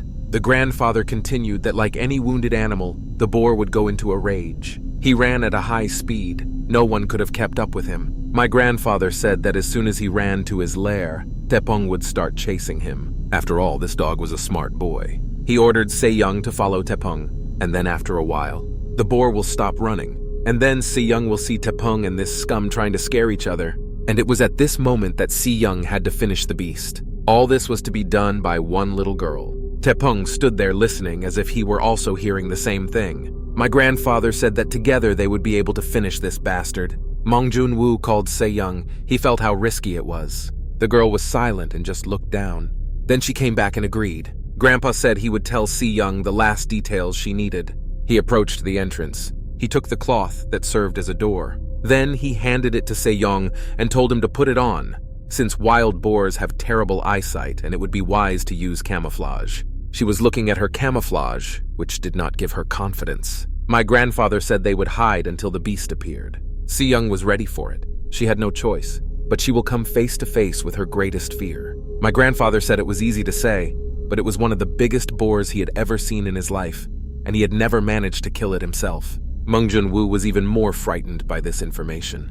But Se-yeon said that everything was fine and she would manage, she would do it. Because if they do nothing, nothing will change. The boar ran right at her and growled. Se-yeon waited for him to come closer. The beast was approaching, but it was not enough. The girl waited a little longer, a little closer. The two of them were critically close, about to collide. And then a shot was fired. Meanwhile, the events moved to the cave where the rest of the teenagers were. They sat in a circle and discussed who the old man was, because they all thought that no one lived on the island. Se-yeon said she was dying of hunger. Sharon-jong suggested that they talk to the old man. Maybe he could help them all get out of this place. Yun-san Lee called his classmate stupid, saying that the old man would not have gone fishing with a beggar if he knew how to get out. Sharon-jong said she didn't have the energy to argue, and Se-yeon said that his words made sense. Shinja listened silently to his classmates, who said that it was very difficult to catch fish, but that the loser and his grandfather were good at it. He thought about what he had heard. Suddenly, someone got up from his seat and said they had to do something and suggested shooting at the fish with a rifle. It was Yun-san Lee, and the brilliant idea was his. Shinja told his friend to think again, because the fish were small and they didn't have much ammunition. Then Yun-san Lee asked Shinja what they should do. He replied that they would go after bigger prey. Meanwhile, the battle between the boar and Se-yeon seemed to have come to an end. The girl went back to see what had happened to the animal. He was lying on the ground and did not move. Her grandfather ran to her and shouted, calling her small. He saw Se-yeon and asked if she was okay. The girl stammered and said that she thought so, but she kept saying that she was small. Her grandfather started shouting at her, saying that she shouldn't have gotten so close to the boar because it could have killed her. Se-yeon said guiltily that she had no choice, because the beast was very fast. Meanwhile, the boar roared. Se-yeon immediately returned. She was still afraid of him. Then the grandfather took out a knife and handed it to the girl. Se-yeon didn't understand why. He explained that in this way she would stop his suffering. And then he showed me that it was enough to just hit one place. Se-yeon picked up the weapon and looked at it. My grandfather said that if she couldn't do it, he asked her to give the knife to him. But she immediately refused, assuring me that she could handle it. Se-yeon exhaled and clutched the knife tightly in her hand.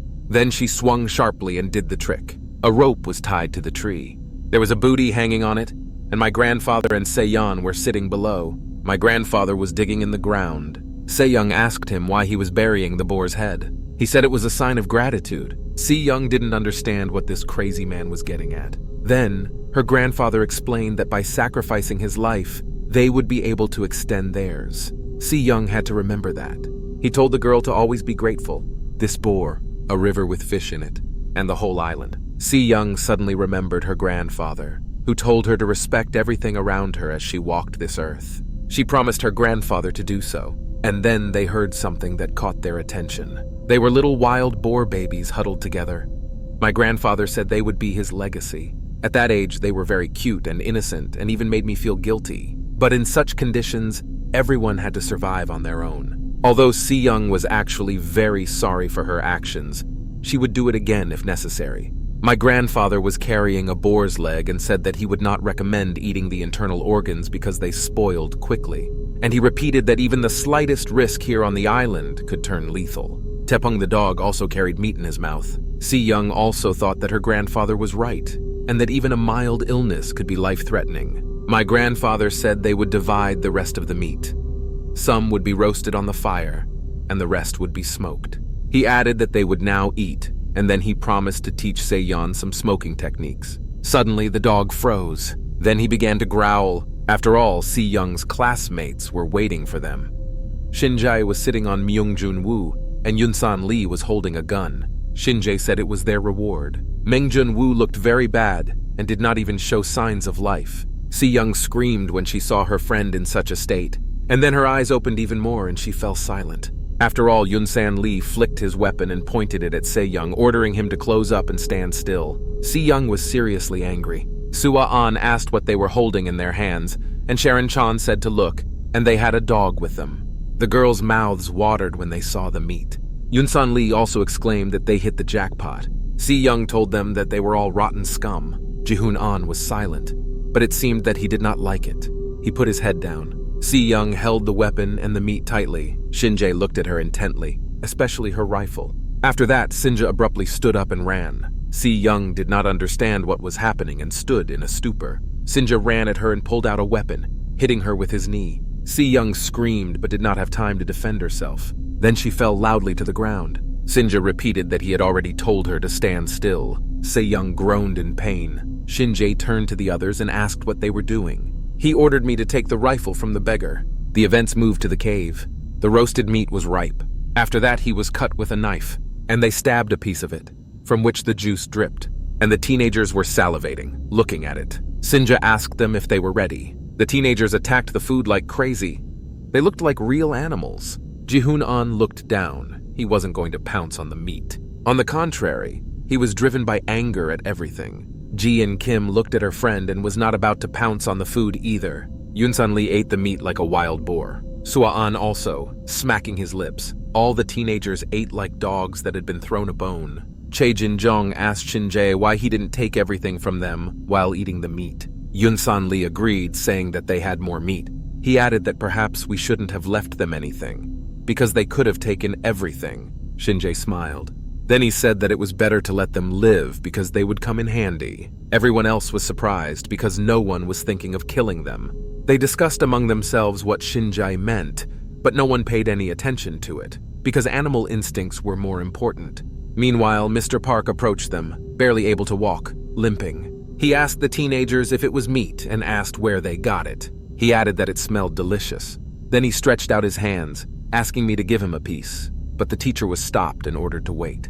Yoon-sun-lee started screaming, saying that Mr. Park did not help them get the meat. The rest also agreed with this opinion. Mr. Park was shocked by this behavior. Sua-an added that they were constantly doing all the work themselves. She added that Mr. Park had done nothing all this time. The teacher was shocked by this attitude and outraged that they could not talk to him like that. And then he added that he was wounded, so he could not help even if he wanted to. Shin-jae watched everything in silence and then told everyone to calm down. Then he said that it was not nice to be so stingy. Mr. Park was overjoyed, saying that he knew Shin-jae would understand him. The teenager took a knife and stabbed the meat. Then he brought the piece up and showed it to the teacher. And then he said that they couldn't just give the food to Mr. Park for nothing either. He was irritated by the meat and said that they would think about it if the teacher showed them a stupid face and made them laugh. Mr. Park was shocked and could not believe he had heard it. Meanwhile, the events moved to another cave. They also had meat for dinner, but they sat in silence. Myung-woo asked Se-yeon if she was okay. She told the teenager to take better care of himself because he was always beaten. Manjun-woo smiled and replied that it was because they were outnumbered.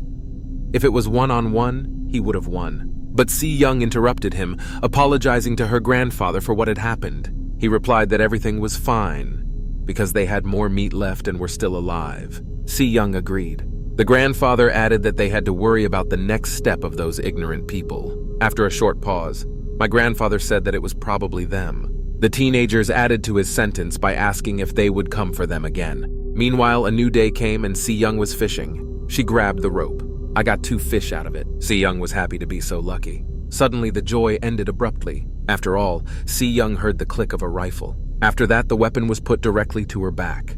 And behind them were the rest of the teenagers who were also watching what was happening. Shin-jae made a disgusted face and said they were having fried fish for dinner. Se-yeon realized what had happened and that she could do nothing about it. She gritted her teeth in anger and injustice. The events moved to the cave of the freaks. There were 2 fish skeletons near the fire. They sat in a circle around the fire in silence. Yoon-sun-lee recounted how he had taken Se-yeon's fish and was proud of his disgusting act. Ji-hoon-an looked down. After that, he left them, disgusted with all this.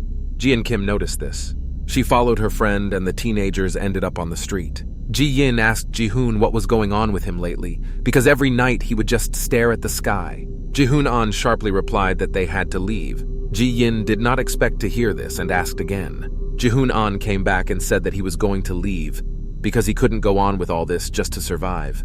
Ji-yin was silent, because there was some truth in his words. Ji-hoon-an asked her what she thought about it. She asked if it was because of Se-yeon. Ji-hoon-an fell silent and looked down. G.I. Joe 2, and then she said that she was also sick of it, and that's why she was going to leave with him. Then she handed Ji-hoon something. They were cigarettes. Ji-hoon-an said he had quit and advised Ji-in to do the same. He added that they were even minors anyway. Yoon-sun-lee came to them and asked what they were doing, and ordered them to return if they had finished smoking.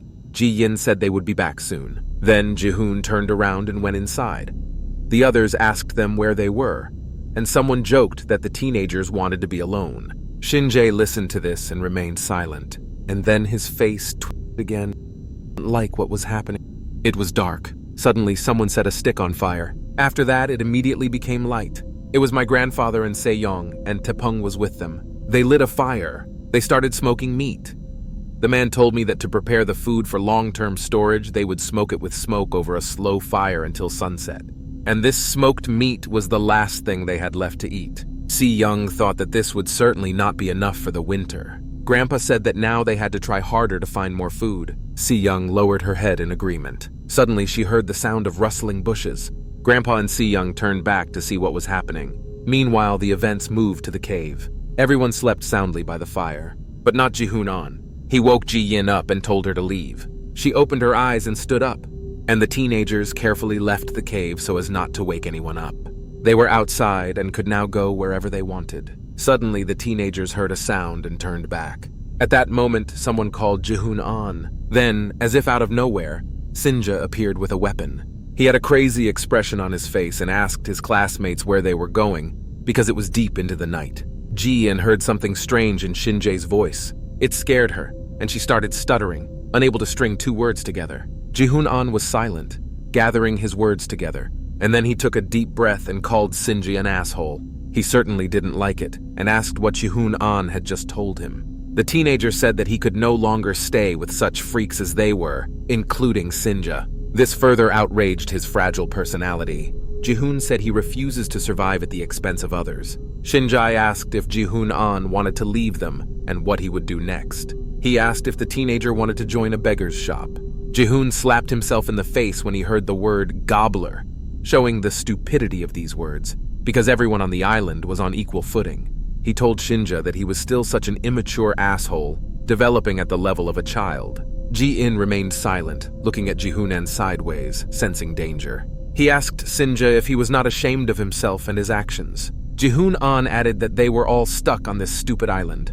Shin-jae came closer and silently looked at his classmate, but his face was still contorted. Ji-hoon-an said that the teenager was just trying to act like a school bully and take people's things by force. And he didn't even mention how Shin-jae had gently hinted to Mr. Park, who was in charge. Ji-hoon-an told him to keep it up and then he would regret it. Ji-in was scared and expected something terrible from Shin-jae. He was silent, but he was full of danger and an unstable psyche. Shin-jae told Ji-hoon-an to go away, because as far as he remembered, the teenager was also one of the school bullies, and then he acted surprised, as if he had realized something important.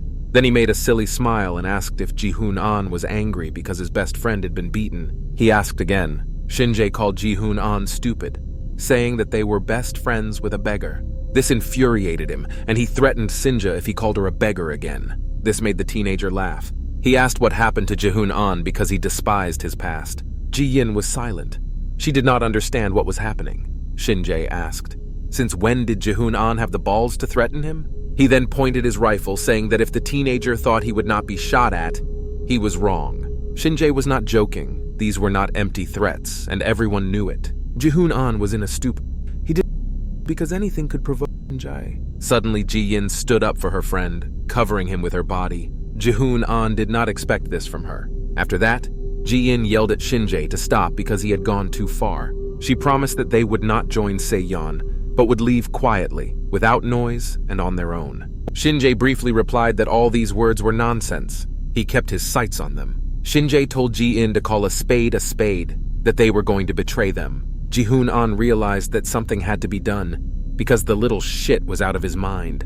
And at that moment, Mr. Park appeared. He asked the teenagers what was going on. Ji-hoon-an told Ji-in quietly that this was their chance. Before he could blink, the teenagers ran away. Only the wind is left behind. Sinja aimed his weapon at them again. Mr. Park wanted to ask what he was doing, but after a few shots, he fell silent. Shin-jae was furious. He started shouting and swearing at Mr. Park. The teacher was shocked. He could not have imagined that Sinja could behave like that. After that, Sinja hit him in the face with a rifle with all his might. He said that it was because of him that those two escaped. Mr. Park fell to the floor and looked at Shin-jae with fear. He was a real monster. Now the teacher understood how Hansen felt. Shin-jae cursed at Mr. Park again and looked at him as if he were some kind of shit. Then he went to look for his classmates. saying that they couldn't have gotten far. Ji-yin exhaled, but it seemed to be quite loud, and Shin-jae could hear it. He looked from side to side. Then he asked where they could have gone. Shin-jae stood on the edge of a cliff and looked ahead, but his prey was right below him. It seemed that the teenagers had fallen down as they ran away. Ji-hoon-an injured his leg, and Ji-yin covered her face with her hand so that Shin-jae wouldn't hear her tears and cries. He stood and watched, waiting to hear them. Suddenly, a drop of water fell on him. Then it started raining heavily, and Shin-jae just turned around and left. Once again, the island was covered by a heavy downpour. Ji-hoon-an could barely walk and limped badly. Ji-yin carried her friend on her back. She asked Ji-hoon to hold on a little longer, but my friend was silent. He was in great pain. Ji-yin felt it, but they had no other choice. Suddenly, Ji-hoon-an slipped, and because of this, he fell down hard and Ji-yin couldn't hold him up. She asked the teenager if he was okay, but he just groaned. She sat down next to Ji-hoon-an, her eyes welling up with tears. Suddenly, Ji-yin saw something. There was a lot of blood on her hands, and all of it was from Ji-hoon-an's leg. There was too much of it. At that moment, I heard someone's footsteps. Ji-yin was frightened because she thought it was someone following them. But when she heard Se-yeon's voice, she calmed down. She looked silently at her classmate, glad that it was not Sinji. Then she started crying, and she asked Se-yeon to help save Ji-hoon-an. The classmate was silent for a while, and then the events moved to their hiding place. Mung Jun-woo was outraged and asked why this happened. After all, they were visited by Ji-hoon-an and Ji-in, whom they considered their enemies. Mung Jun-woo asked what the two had forgotten about them. At that moment, Se-yeon abruptly ran in, saying that Ji-hoon-an had been shot. Myung Jun-woo tried to object, reminding them what they had done wrong to them. But Se-yeon interrupted him, ordering him to put the blanket on the floor. The teenager stood his ground and wanted to object, but he was now interrupted by his grandfather, who told everyone that they should hurry up and that he would try to get the bullet out first. He gave Ji-hoon-an a blanket and told her to bite down on it because the pain would be hellish. And then he added that all they had for disinfection was alcohol, so there was no guarantee that Ji-hoon-an would survive. Suddenly, his pupils dilated sharply, followed by a loud scream that was probably heard in North Korea. Meanwhile, morning came and the events moved to the cave. The teenagers were just starting to wake up, and Yoon-sun Lee said that he hadn't seen Ji-in and Ji-hoon-an anywhere. Sharon Young agreed and asked Shin-jae if he had seen them. The teenager was silent. He had no face. After a pause, Shin-jae had betrayed them. Yoon-sun Lee asked what he meant. Shin-jae replied in an angry voice that he was sure the two of them would join the beggar. Everyone asked him again in one voice, because they didn't believe that he would join Se-yeon. Shin-jae nodded in response. Yoon-sun Lee said he was not surprised, because Ji-hoon-an was friends with the beggar. Sharon Jong replied that she thought they were no longer friends. Swa-an said that once an unfaithful person is unfaithful forever, and that Ji-hoon-an ran around like a man of easy virtue. And Yoon-sun Lee said that Ji-hoon-an was a nit. Ye-jong Lee was silent, but it seemed that she was uncomfortable. After all, she did not sleep that night. She woke up and went to the exit. Then I saw something I would rather not have seen. Shin-jae shot at their classmates. After that, he was screaming loudly and behaving like a madman. Eun-jung Lee was shaking just thinking about it. Shin-jae was silent and just looked down. Then he noticed Ye-jong Lee's strange condition. But at that moment, Yoon-sun Lee stretched, saying that it was all indifferent and he was thirsty. He asked if anyone wanted to go with him to get water. The girls said they were lazy and asked for more water. Yoon-sun Lee was outraged that he had to walk all the time and suggested playing rock, scissors, paper like civilized people. Then Shin-jae made his creepy smile and said he had a better idea. He said that none of them need to go. Then he threw the bottle on the ground. Everyone else was shocked because the water wouldn't collect itself. And then Shin-jae called Mr. Park. The teacher slowly approached them, limping slightly. His face was all battered and bruised, and Shin-jae asked him to bring water for them. I could hear my stomach growling. Yoon-sun Lee said he was hungry and asked if they had any food. The teenagers were outraged that they had eaten everything at once, when they should have saved it for the future. Then Shin-jae ordered everyone to get up. After all, they are going hunting again. The teenagers were surprised by this idea, but then a smile appeared on their faces, because they loved everything that was related to violence. And then Shin-jae said he almost forgot. He made this creepy smile and asked Yuri if they could talk together. Her classmate was not expecting attention, and her face began to sweat from nerves. But she knew she couldn't say no. Meanwhile, the events moved to a shelter where teenagers were carrying firewood. Se-yeon told Myung-woo that he didn't have to go with them. The teenager said that now they had extra mouths, so he just had to help. Ji-yin began to panic and worry, lowering her head. Se-yeon came back and reassured her, saying that Myung-woo was just saying that. Suddenly, someone said hello to them. Se-yeon turned to the side at the sound. It was Yun-san Lee and the others.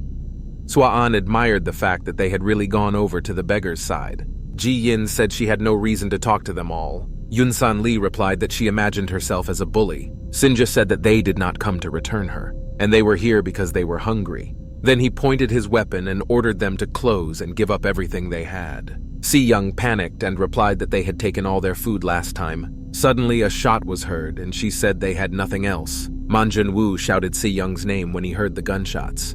He fell on top of her to cover his friend, and Yura attacked them and shouted for them to bring food. I hit them with my rifle with all my might. Yura Choi was crazy. She never behaved like that. And it was all because of a conversation with Sinja. When he called her, Yura immediately realized that it was bad news. Although Shinjae did put on a fake smile. He started by saying outright that Yura Choi had no part in their survival at all, if the robbery could be called that. Yura put her head down in guilt. Shinjae put his hand on her shoulder, saying that he was saying this because he was worried about her. Then he took her by the face and lifted it. And then he returned it. He pointed to Mr. Park and said that Yura Choi did not want to end up like him. Therefore, it would have to prove its importance. And Sinja promised that he would keep an eye on her. That's why Yura Choi hit Se-yeon and Menja with an assault rifle, demanding food. She was so crazy because she was driven by fear. It was either her or her. Then they put a hand on her shoulder and said that was enough. Of course it was Sinji, and he praised his slave for his work and service to him. My grandfather was watching. Se-yeon was surprised to see him, and then the meat fell to the floor. The leg they had been smoking all night. My grandfather said it was the last food they had. Yun-san Lee gushed, saying that the smell was wonderful. My grandfather advised me to stretch the food over several days because it was smoked and did not spoil quickly. Se-yeon told her grandfather that it was actually their last meal, but he didn't say anything, didn't even look at her. Yun-san Lee called his grandfather a North Korean and asked how he could repay him. Then he put the meat on his shoulder. Grandpa was silent and just looked them in the eye. And then the bastards turned around and left, saying that they would see each other again. Yura Choi was pleased with herself, because at last she was not the one being bullied. The events moved to the cave. Teenagers ate meat like animals. It seemed that they did not listen to their grandfather, and ate everything at once. Yura Choi felt proud of herself and her actions. Shinjae watched them all eat. Yun-san Lee asked if they ate everything at once. Shinjae said that this time they would leave a little bit, but would go back in the morning. Yura Choi agreed, saying that it could not have been otherwise. Shinjae sliced the meat onto a knife. Then he went up to Yura Choi with him and praised her for her good work. Sharon Jong and Sua-an also praised her. Yun-san Lee also joined in, stuffing his mouth, but called her Yura Han. She thought her last name was Choi, not Han. They didn't even know her name. Eun-jung Lee remained silent, only looking sideways. But I just thanked her, and thought that the teenagers had finally accepted her. Shinjae was smiling. He loved it when everything was the way he wanted it. Then his eyes spotted a new victim. He looked at Mr. Park, saying that the teacher must have been hungry because they did nothing. Shinjae asked what the teacher was waiting for, because now it was his turn. Mr. Park stood in a stupor. Then he made a stupid face, just like Hansen did. How funny it was that the teacher had previously defended his offender, and now found himself in Hansen's shoes.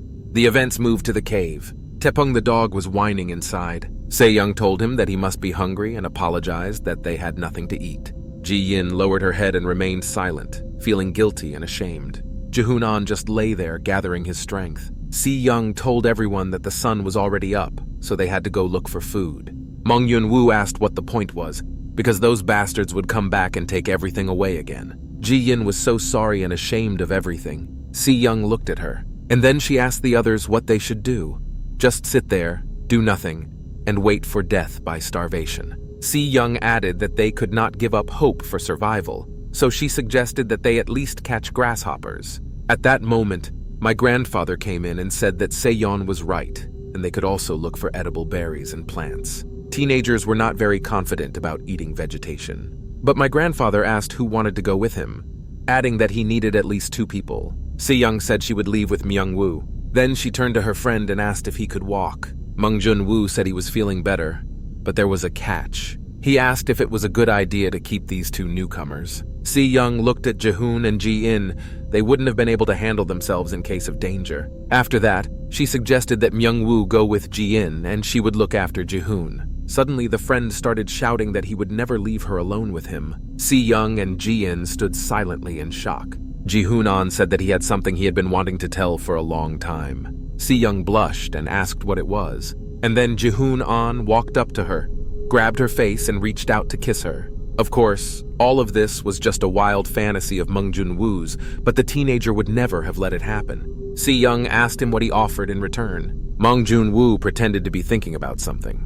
And then he said that he would stay with Ji-hoon and the two girls would go with their grandfather. Ji-in looked at Myung-woo. Se-yeon looked down and agreed, saying that she didn't care and called Ji-in. It seemed that her classmate was not very enthusiastic and stammered her agreement. Se-yeon couldn't get out of her head the phrase that Myung-woo was worried about being left alone with Ji-hoon.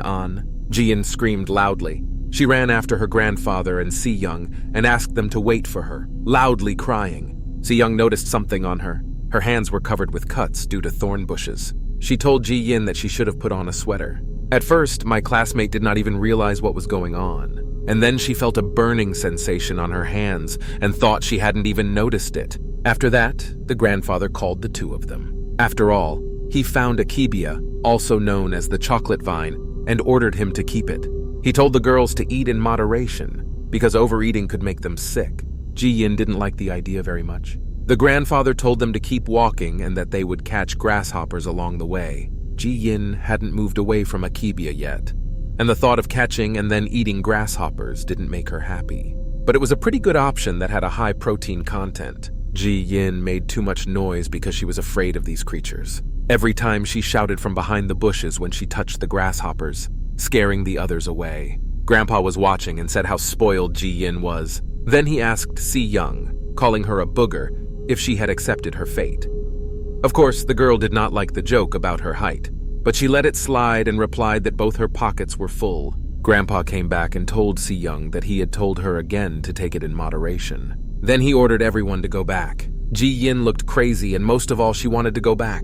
Se-yeon noticed this and asked her if she wanted to rest for a while. And then Ji-in fell to the ground and stretched out a long yes. Se-yeon remained silent, accepting the situation as it was, so the girls sat together in a clearing under a tree. And then Ji-in decided to speak up and turned to Se-yeon. She asked her classmate why she helped them, since they had treated her and Myung-woo so horribly. Se-yeon replied that in truth it was all just a prank by that idiot Shin-jae. Ji-in looked at her classmate and was shocked that Se-yeon didn't hold a grudge against her. And then she told Ji-in that she knew she hated her. So Se-yeon thought about how desperate she was when she asked for help from her, of all people.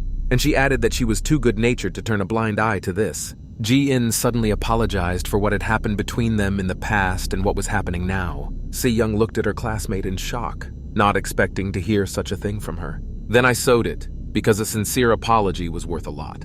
And the teenagers gathered to walk back, chatting sweetly with each other and their grandfather. For some reason, Se-yeon looked away. Then her expression changed dramatically. A smile appeared on Sinja's face when he saw his prey and potential dinner. The teenagers were expected by ignorant people with weapons and more people. Shin-jae said he missed them. The events took place in a bright room. The girl was drawing on a photo, and when she was asked if she was ready to tell everything, she froze. It was a hospital, and a doctor was standing next to the patient and asking what kind of place it was. Suddenly, the girl looked up and looked at the doctor. He handed her a piece of paper and said that she could write everything on it if it was more convenient for her. The patient looked down, and then she took the paper, saying that she would write about everything better. She started by writing class 1 to 9 inches.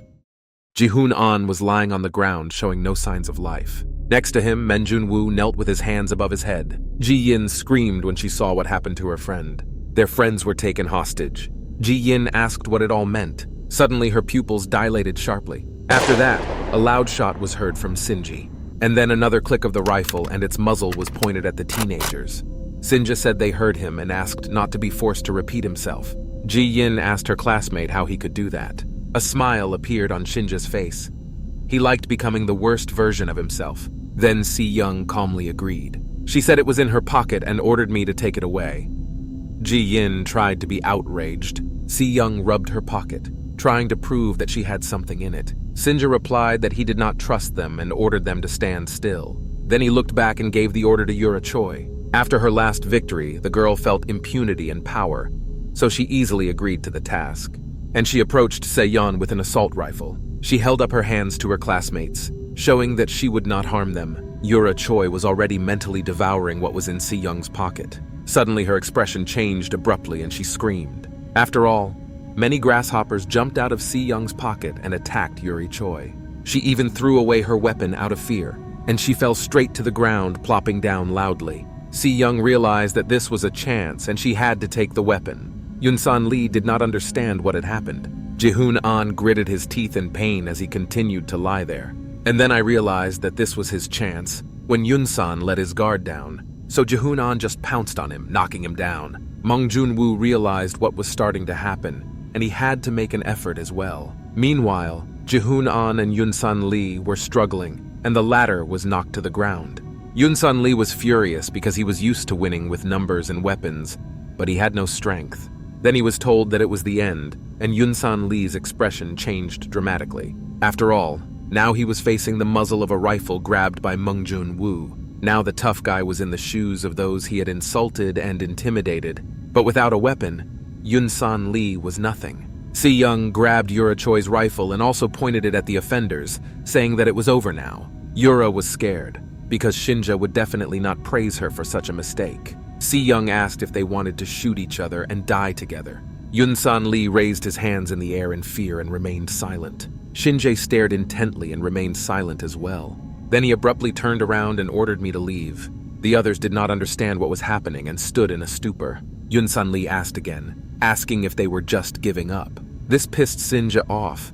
He turned around and you could see that his muscles were starting to show on his face, and he asked if there was a better option. Yunsan Lee trembled at the mere sight of their leader. He said he understood and agreed, telling the others that they were going back. Finally, he turned around and said that nothing was over yet, and asked me to remember his words. The grandfather only came to the teenagers and said that everything had been handled without him this time. Se-yeon called for Myung-woo to make sure he was okay. But Ji-in ran screaming to Jihoon An, interrupting her classmate. The teenager was lying on the floor, still not fully recovered, but heroically helping his friends. Jihoon An began to say Se-yeon's name as if he wanted to tell her something. Then he suddenly apologized, which shocked the girl. It shocked Ji-in too, and she became stunned. Then she clenched her teeth and hid her face. The events moved back in time to when the teenagers were still young. After school, they decided to leave the talkies. Everyone else caught on to the idea and agreed to go for the delicious treats. Little Se-yeon was not happy, she just looked down. Little Jihoon An was walking beside her. Se-yeon apologized without looking up, saying that she would go with them another time. Jihoon An looked at his friend. The others tried to convince Se-yeon that she never went with them. Suddenly someone said they had a treat and suggested we all go together. It was Jihoon An, and he smiled at Se-yeon and said that she had to go too. The events moved to the school. Their classes 1-9. The students were sitting at their desks. The teacher was not there. Jihoon An turned to Se-yeon and called out to her joyfully. Then he whispered that they were in the same class and he was happy about it. Se-yeon pretended that she didn't care and that it was nothing unusual. But in fact, she was happy about it, and the girl was all smiles at the thought. Then I heard slow footsteps, those of an elderly man. It was Mr. Park. He walked into the classroom and said that he would mark the attendees. The first was his favorite, Sinja Kang. Next up is Hansen Kim, then Ji-yin Kim, Jihoon An, Sua An, who painted her lips with gloss, Donsu Lee, Yunsan Lee, Ye-jong Lee, who covered her mouth with her hand, Manjun Woo, who was lying on the desk, Sharon Jong, who also dyed her hair, Yura Choi, Chae In-hyun, Jang Song-hong, and the last one was Si-young Han. After roll call, Mr. Park said he had something for the students on the waiting list and told them to go to the teacher's lounge. After that, I addressed Si-young personally to see if she had heard. Jihoon An turned and looked at his friend. The other students began to whisper about what this privilege meant. Shinjai Kang smiled and replied that it meant terrible poverty. And then he added that in other words, a beggar. Meng Junwoo did not get up from his desk. Jihoon An hid and looked around, feeling ashamed for some reason. The events moved to the store. The creaky door opened and the customer said hello. It was Se-yeon. She said in an uncertain voice that she had seen the store looking for employees. The man replied that she was still a student and asked if Se-yeon thought she would have time. She smiled and vowed that she would definitely find him, and if they hired her, Se-yeon would do her best. And then she became quieter and said that she hoped they would be able to pay her in cash because she needed to receive a benefit. The man sighed sadly. Then he replied that in that case he would not be able to pay her the minimum wage and asked if Se-yeon would be okay with that. She didn't quite understand, but she agreed because she had no other choice. The man agreed and said that Se-yeon could start tomorrow. These words made the little girl happy and she sewed. He added that he usually doesn't hire apprentices, but he made an exception for her because he understood that it was important to Se-yeon. The girl thanked him. Among the shelves there was Woo, who was silently pretending to choose something. And then he came back when Se-yeon said goodbye to the man. Then Woo reached for his drink as he continued shopping. He brought it to the checkout to pay for it. The cashier told him that there was a special offer for this product: buy one, get one free. The events moved to a bad-looking neighborhood. A group of people were standing there smoking. Among them were Shinjae, Se-yeon, Yunsan Lee, and Sharon Jong. The latter two discussed whether Woo was from their class, but they didn't even remember his name in particular. Sharon Jong said he was cute as he took another puff. Yunsan Lee grumbled that he was not interested. Sharon Jong asked to be invited to hang out with them next time. Woo was walking alone on the road. Suddenly, a man in a military uniform called out his name. The teenager was speechless when he saw him and called him father. He said he came in because he had some business at home. Then he said with a serious expression that he was glad to see him and asked how his new school was. For some reason, he remembered Shinja's words. When he called Se-yeon a beggar, it seems that he was impressed. But Woo told his father that he was older when everyone was the same. Then my father told his partner to wait for him in the car. The private accepted the command. Then he saluted, but suddenly his father ordered him. The ordinary soldier was trembling. The man was outraged and asked who had taught him to salute like that, commenting that it was terrible. Woo observed how his father behaved and how he was feared. After that, the teenager turned around and left, while the man continued to lecture the soldier. The father did not even notice that his son had left, and Woo thought that he would not miss anything and noticed everything. The teenager was sick of it. Suddenly, Woo noticed something, and it caught his attention. He saw Se-yeon and her grandfather, who scolded him not to collect it anymore. She said she now had a job, so there was no need for her grandfather to work. Woo was very impressed. The events moved to the school. The class laughed at Hansen. Yunsan Lee continued to insult him. He asked him to stop in a quiet, uncertain voice. Yunsan Lee asked what the teenager had mumbled to him. Hansen began to panic after his words. Then Yunsan Lee turned to Woo, who was lying on the desk. But the teenager did not even get up when he called him and continued to remain silent. Yunsan Lee invited him to hang out with them after school, but Woo refused without raising his face. Yunsan Lee was shocked by this answer, because everyone in the class wanted to hang out with him, or so he thought. Sharon Jong laughed, saying that Yunsan Lee was rejected. Woo remained silent, not moving from his seat, and Yunsan turned around and left. Then he turned around and called the teenager too moody. Meanwhile, Woo and Se-yeon stood at the school's exit. Suddenly it started to rain heavily. But he came back because he was surprised by something. It was Se-yeon, who came out from under the cover and was about to leave. He called out to her, but Se-yeon did not react and just ran in the rain. Woo was very interested in why she was in such a hurry and where she was going. Then I heard the heavy footsteps of a healthy man. It was Woo's father, and he recognized him. The father replied that he had decided to take his son because he hadn't done so for a long time, and it was raining. So they went together, and they asked Woo if he had made any friends at the new school. Several situations with his classmates came to mind.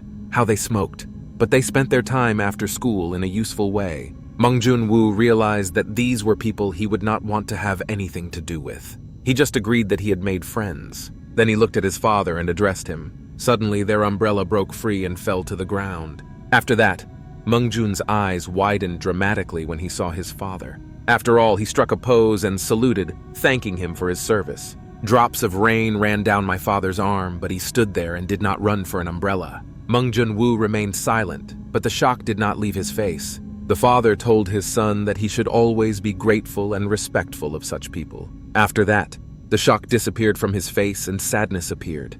His grandfather and Se-yeon walked in front of him, and she helped him push the cart. My father said that this grandfather was a veteran of the Korean War, and he realized this because of the badge on his cap.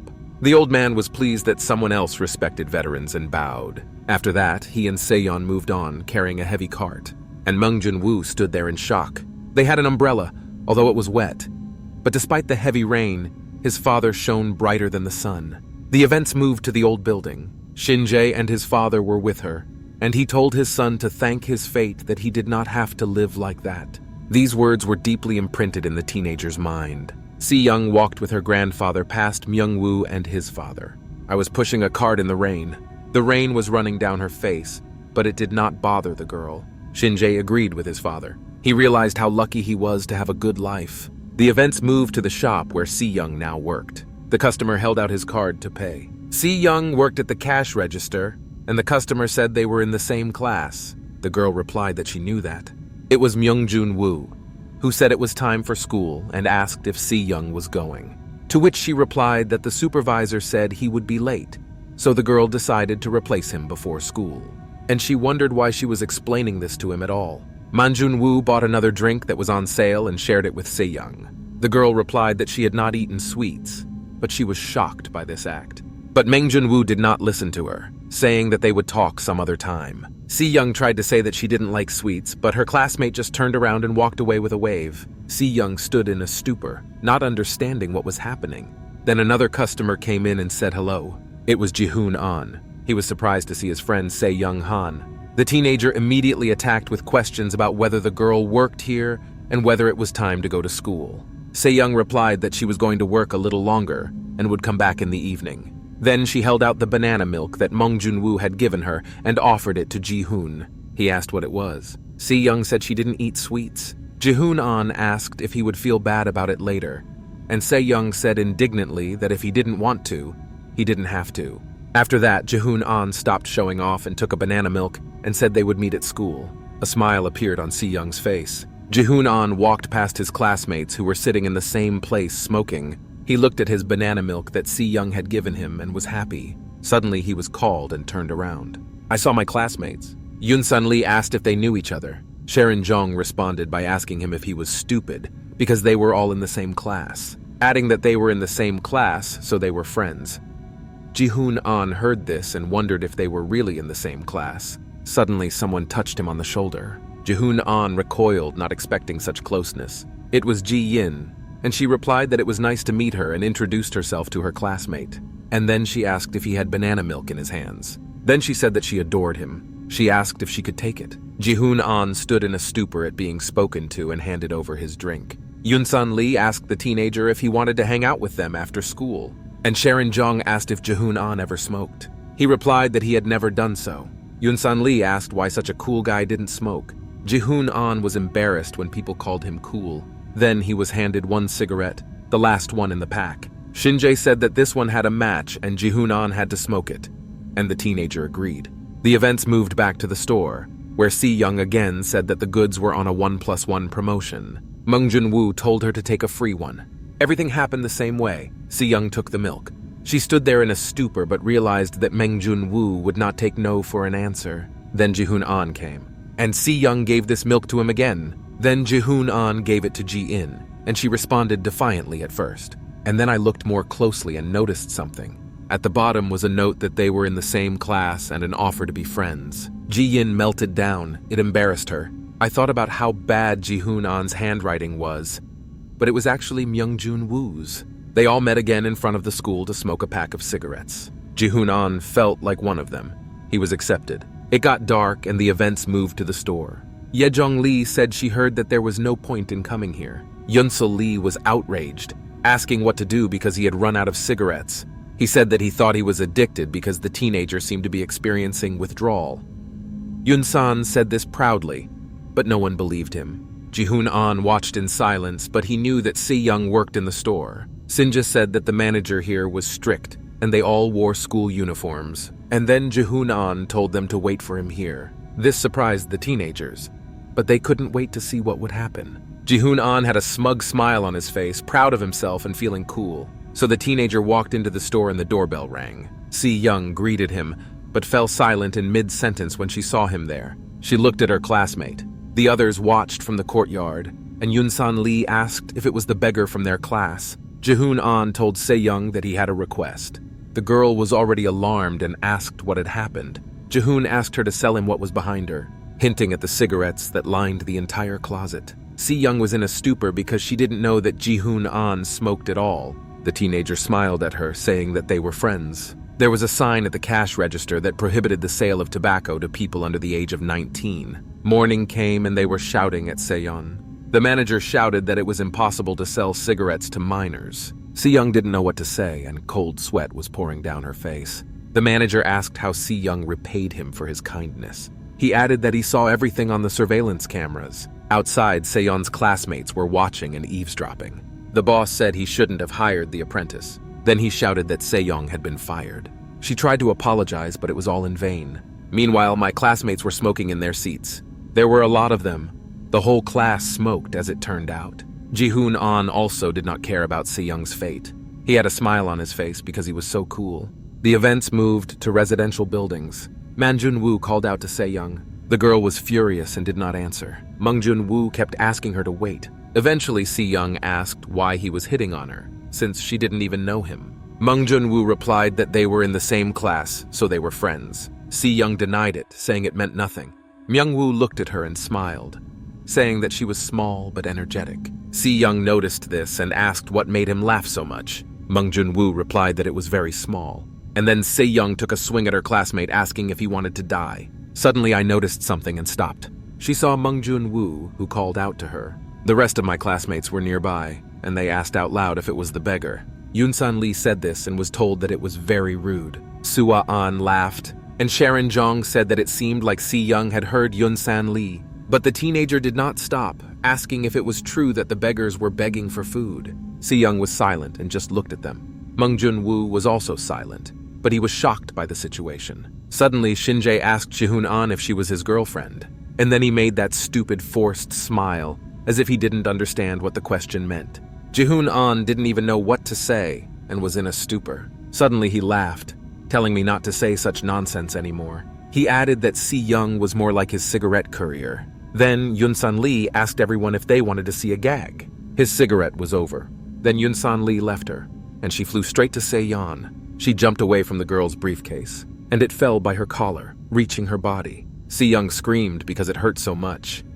Yoon-san Lee said he was reaching into his briefcase, and then he answered that it was past the basket, with a calm face. And at that moment, a foot hit him in the face. It was Man Jun-woo. Yoon-san Lee flew backward, blood from his face flying after him. Meng Yun-woo yelled at him and called him a bastard. Se-yeon didn't have time to step away from the cigarette and was shocked by this act. Ji-hoon-an was as silent as a rat, and Yoon-san Lee fell to the ground, landing loudly. Mung Jun-woo looked up. After that, someone grabbed him. He threw Jang Seong-hyun's hand away, but then he hit Ma Young-woo in the face. The teenager also fell to the ground. He barely managed to get up. He was attacked again, this time by Shinja.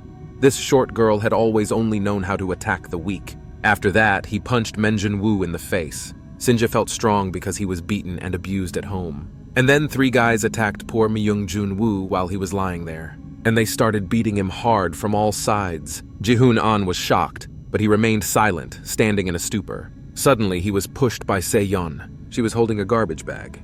She swung it and hit Yoon-san Lee and the others, and the garbage flew everywhere. My classmate stood there, all dirty and smelly, looking at Se-yeon. Then she said on the phone that she wanted to report the fight. It seems it was the police. Se-yeon said that a group of thugs were beating a man. Shinja snorted as if he didn't care. But inside, he was very afraid of what his father would do to him for reporting him to the police. And then he ordered everyone to leave. Ji-hoon-an looked at Se-yeon with big eyes. He was scared. Then he left with the others. The events moved to the school, namely in grades 1-9. Se-yeon was there, followed by Myung-woo. The teenager told his classmate that she came in early today with a smile on her face. Se-yeon returned but was silent. After that, she asked if Myung-woo was okay because he looked bad. The teenager briefly replied that everything was fine and asked how Se-yeon was feeling. The girl put her head down and said that she was fine. She had banana milk on her desk. Se-yeon replied again that she didn't eat sweets, and then she took a drink. She looked at Mung Jun-woo and asked him not to carry it for her anymore. The banana milk came with a note that said, "I'm with you." Myung-woo ignored these words and asked Se-yeon to come over to him because she still had scratches. Se-yeon asked if Myung-woo really thought she couldn't afford the patches. She added that it was because she was a beggar. Myung-woo got scared, saying that's not what he meant. And then Se-yeon hit the teenager with her fist, but not too hard. Mung Jun-woo grimaced, And then Se-yeon grabbed his shirt. And then the teenager blushed and started thinking about his old grandmother. Se-yeon said that she couldn't take it anymore, and Myung-woo looked down at her. The girl pressed closer to him. Then Manjun-woo saw a scar on her neck from a burn caused by a cigarette butt thrown at her by Yun-san Lee. He silently put a band-aid on it, and Se-yeon cried bitterly. Myung-woo thought that all this time she had already been an outcast to others. Meanwhile, the events shifted to reality, where the wild beast ran very fast as if running away from someone. Se-yeon ran after him, and next to him is Taepung the dog. The beast felt that it was about to come to an end. Se-yeon caught up and thought about the fact that she had very little ammunition. Although she was small in size, she had the physical stature to match any giant. She held it up high, deciding that she couldn't waste ammunition, and you need to kill the animal in a maximum of 2 shots. So Se-yeon took aim, clicked the rifle. Her eyes were full of concentration. She was ready. Then the shot, and right on the money. The wild beast fell to the ground, and Taepung ran after it to finish the job. He bit an animal, so that she could not run away and move. Se-yeon came closer to him, and then another shot rang out. Meanwhile, Grandpa and Ji-yin were walking along the lawn, and he said that he had even learned something from her. He told Ji-yin that nothing would change if nothing was changed. The companion looked down because the old man was completely right. Suddenly they met Se-yeon on the road. Meanwhile, the events moved to the cave. Screams and sounds of a fight were coming from there. Yun-san Lee was shouting and calling someone a woman of easy virtue. They seemed to be talking to Yer Choi. He kicked her, accusing her of being the reason they lost their rifle. But Yun-san Lee forgot that his rifle was also taken away. Sharon Jong ordered him to stop because he was giving her a headache. Sua-an said that Yer Choi was not the only one to blame, as Yun-san Lee also lost his weapon. She added that it was because he fell like an idiot. These words infuriated him and he screamed. Sharon Jong suggested that we be realistic and start with the fact that they all came to this island because of Yun-san Lee. Sua-an supported him, saying that if he hadn't ducked behind the wheel of that boat like an idiot, Donsu, Jae-in, and Hyun-song wouldn't be dead. Yun-san Lee replied that they all laughed when he made the joke, and now they say it was his fault. Then he told them to choose their words, his tone sounding threatening. Yejong Lee ordered them all to calm down. And then she said that it wasn't actually Yong-san Lee who killed them, but rather... And then Shin-jae intervened, interrupting Yejong Lee. He asked her who she was going to drive at. Yun-san Lee intervened, saying that it was enough to talk about it. Yejong Lee fell silent. Yong-san Lee said that in desperate times, desperate measures are needed. Yejong Lee replied that she just wanted to say that everything that was happening was not normal. Then she turned around and left. Yun-san Lee asked her where she was going. Shin-jae remained silent, also waiting for an answer, but Yejong Lee did not even return to them. She just looked to one side. Mr. Park's face was covered in bruises and blood, and he had been severely abused. And then she felt very sorry for the teacher. She looked down in shame. The events moved to the place where everyone smoked during breaks from school. Cigarettes fell to the ground and someone called someone a snitch, saying that he had betrayed them in a great way. A beaten Hansen was sitting on the ground. He was looking at the ground and barely breathing. His neck was bruised, as was his face. Shin-jae held cigarettes in his hands and smiled as he looked at Hansen. The poor man could barely hold himself up. He could not stand up.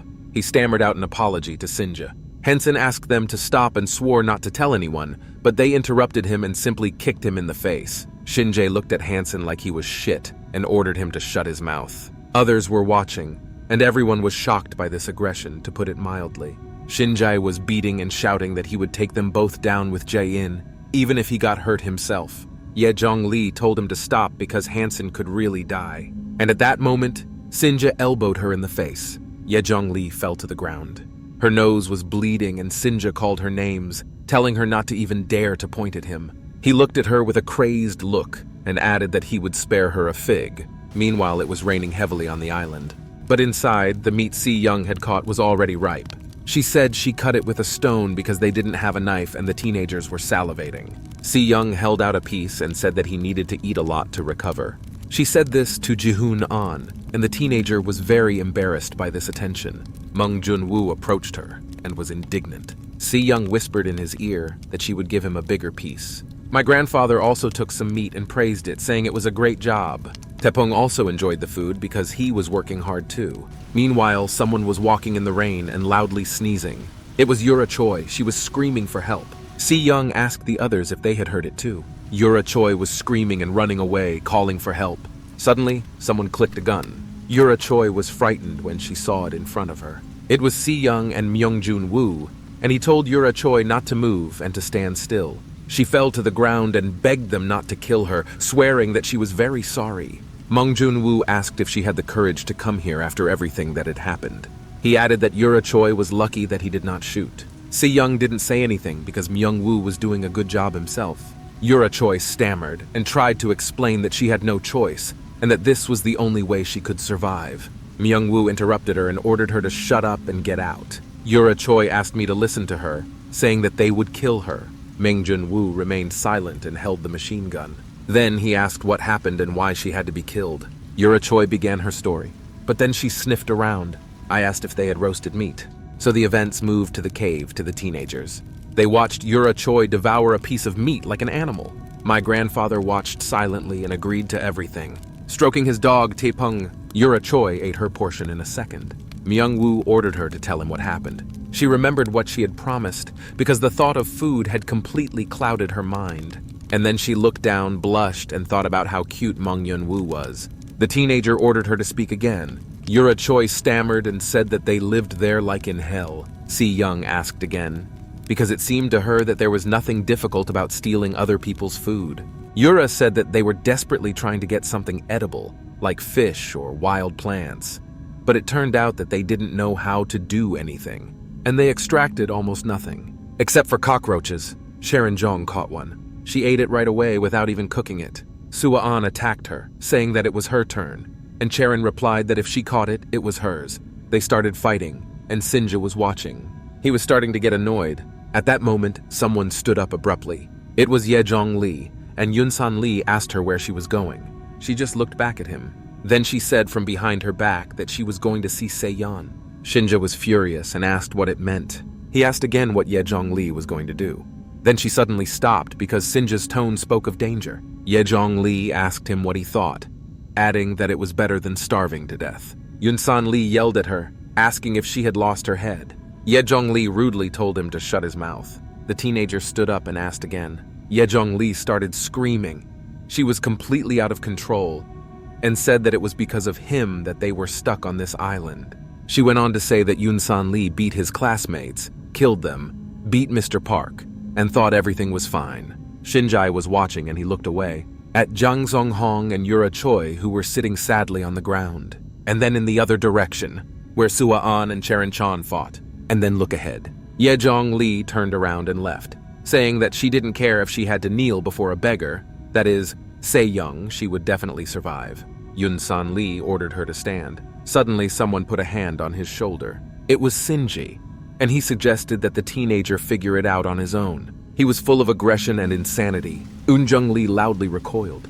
It was turning back, and it was raining heavily. Shinjae followed her and called out. She was almost crying and asked them not to persecute her, saying that they all got to her. Sinja said in a calm voice that they had to talk. Ye-jong turned around and shouted for him to stop chasing her. Shinjae did not hear him and asked him to wait. Ye-jong Lee screamed once more for him to leave her alone. She said she didn't care anymore, even if they all starved to death, and called Sinja a repressed psychopath. At that moment, the teenager pulled out a knife. Se-yeon asked Yuri Choice what happened next after the rain because they were on the same island and understood the weather condition. She began to stutter, gathering her words together. And then she looked at the food and said that when Sinja came back with the food, Se-yeon immediately asked where he could find food at night. Yuri Choi confirmed and clarified that it was meat. When Shinja brought it in, the others were shocked. It was strange that he had found meat somewhere at night. Yun-san Lee tried to ask where Shinjae got it and how, because he was unarmed. But the teenager handed them a piece and told them to eat first, and then he would tell them everything. In his crazy head, he had memories of that conversation with Ye-jong Lee. After all, he returned without her. Shinjae's gaze was manic and frantic, scaring everyone. Suddenly, Yura Choi screamed, because it seemed that she understood everything. In the joint photo, Ye-jong Lee's face was now painted over. Shinja's t-shirt was dirty and red. He took it off and twisted it to wash the stain. Then he wiped his face. The downpour was so timely and washed away all the evidence as if nothing had happened. Ye-jong Lee was lying on the ground looking at Shinjae, and he was standing over her. But Yejong Lee didn't blink. She just lay there with the same expression on her face. Se-yeon put her hand over her mouth and screamed loudly. Everyone was shocked. She said it just couldn't be. Yura Choi replied that she wished Se-yeon was right and that she had imagined everything, but there was definitely meat. Her grandfather interrupted her and said that they had to make a decision. Se-yeon asked what he meant. Meng Junwoo also returned, waiting for an explanation. My grandfather replied that they all understood what he was talking about, adding that it was too dangerous to live on the same island with him, and they had to strike first. Se-yeon asked if her grandfather meant that they should have struck first, that is, killed Shinjae and the others. My grandfather said that was what he was talking about. He stroked Taepong's dog and explained that this was the only way they could guarantee their survival. Meng Junwoo was outraged because killing was not an option. Grandpa said that they were all hungry and going crazy, so he wouldn't be surprised if they were about to attack them. And then he added that he had seen enough and had had enough. They were worse than wild animals. The grandfather added that he did not want to think about killing, but rather it was part of survival. The teenagers denied it, saying they were classmates. My grandfather replied that he could not force them and told them to decide for themselves and just let him know. Se-yeon hesitantly replied that she needed time. Myung-woo turned to her and tried to get outraged that she hadn't given up and considered the idea at all. Grandpa interrupted him, telling Se-yeon to think, but to remember that time was worth its weight in gold here. And then the girl just said yes. Then Yura Choi spoke up. She adjusted her glasses and asked if this meant she was now one of them. She was very uncomfortable, and Yura Choi tried to make a wry smile. Myung Junwoo stood up and shouted, asking how she ever had a conscience, since she had done so much evil. Yura Choi tried to explain that it was just a way to survive and nothing more. She had no choice. But Meng Junwoo stood his ground.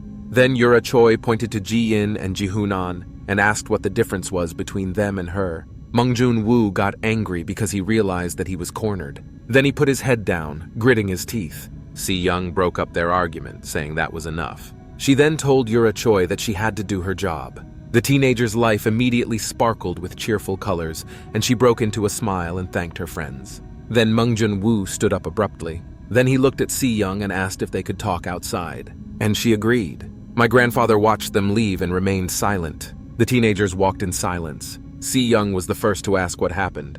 Meng Junwoo remained silent and looked down. Then he told Se-yeon that he knew she was very kind. He added that compassion could not interfere with making the right decision, because their lives depended on it. Then he said that Se-yeon was their captain in this little war, and the girl asked why she was the one. Myung-woo said that even if Yura Choi had deceived them, his grandfather was still right about Shinjae. He added that they had to make a decision as soon as possible. Se-yeon thanked him for taking care of her and promised to think about it.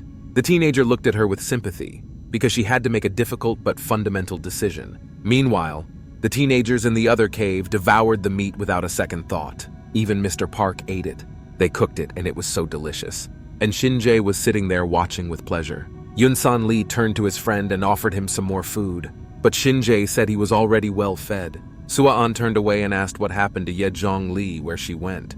The teenagers realized that they hadn't even noticed that she was gone, and began to resent the fact that Yejeon had betrayed them as well. Yunsan Lee added that Yura Choi also disappeared somewhere. Sua-an agreed, but then asked who needed her. Shinjae suddenly drew out a long E. Everyone paid attention to him. And then the teenager said that Yejong Lee was no longer with them.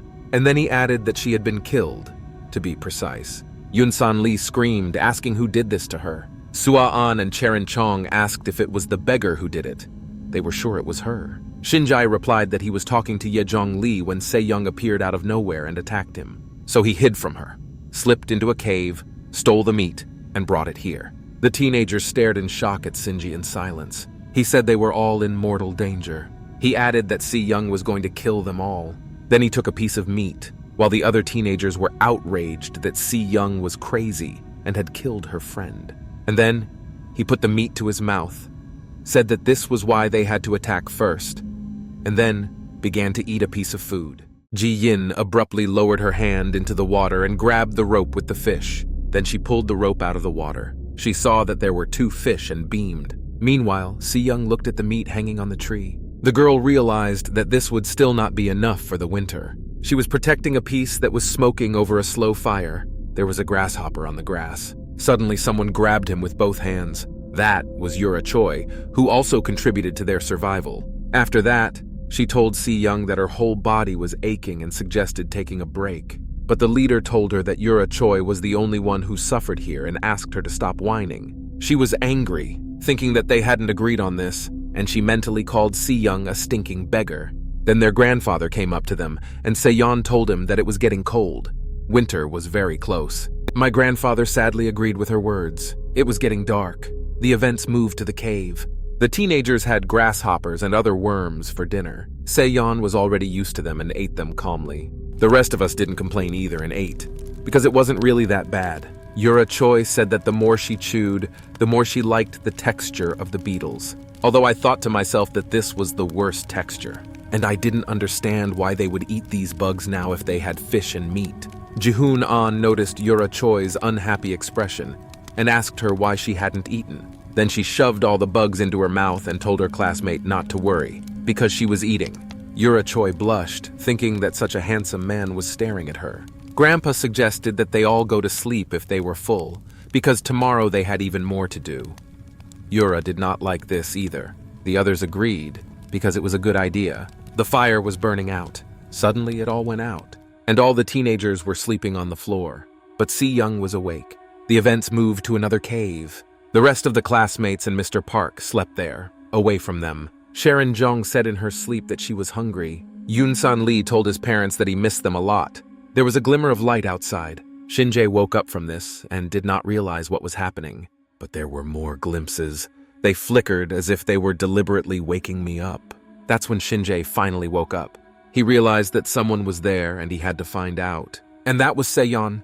There was a rifle in the cave, and Shinji grabbed it because he could not imagine himself without a weapon. After that, the teenager left the cave. Fire was thrown at his feet. After that, there was a click, and Se-yeon ordered Shin-jae to stand still out of the bushes. Shin-jae was scared and wanted to call Se-yeon some insulting names. Suddenly, a bullet hit him in the legs, indicating the seriousness of the situation. Then the rest of the teenagers came out of the cave, frightened, and Sinja fell to the ground.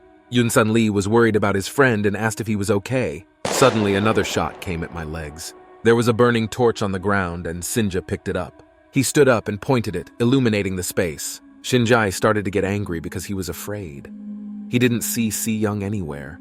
He didn't see anything at all. Se-yeon told him that they had no intention of dragging that rubber any further. She continued that they did not need anything from them, so she asked them to leave them alone. She added that there would be no negotiations if they crossed the border again and attacked them. Finally, Se-yeon said that this was the last warning and ordered them to stay away from them. Shin-jae was shaking because he had lost his rifle, and without it he realized he was weak and worthless. He shouted Se-yeon's name, his voice filled with animalistic fear. Events returned to the cave hollow. Her grandfather asked Se-yeon where she came from. The girl replied that she had gone and done what she had to do. He replied briefly that he understood. Se-yeon turned and said, stammering, that she could not bring herself to kill her friends. And then she corrected herself, saying that she meant her class.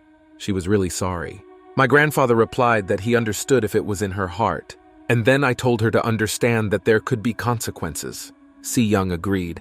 Her grandfather told her that she had done a lot and told her to rest. After that, Se-yeon's eyes began to close on their own. And the girl fell asleep because she was so tired of being strong. It was exhausting. Suddenly she woke up with Sinja's screams in her head. But then Se-yeon's expression changed dramatically as she realized that she hadn't heard the screams. Outside, classmates with weapons were waiting for them, and the tree in which their house was located was set on fire. Sinja ordered to shoot at anyone who came out of the cave. An hour earlier in the cave, Sinja ordered everyone to take their rifles and they were on their way. The teenager was scared, fear controlled him. Sharon Jong offered to hold it if Shin-jae wanted to.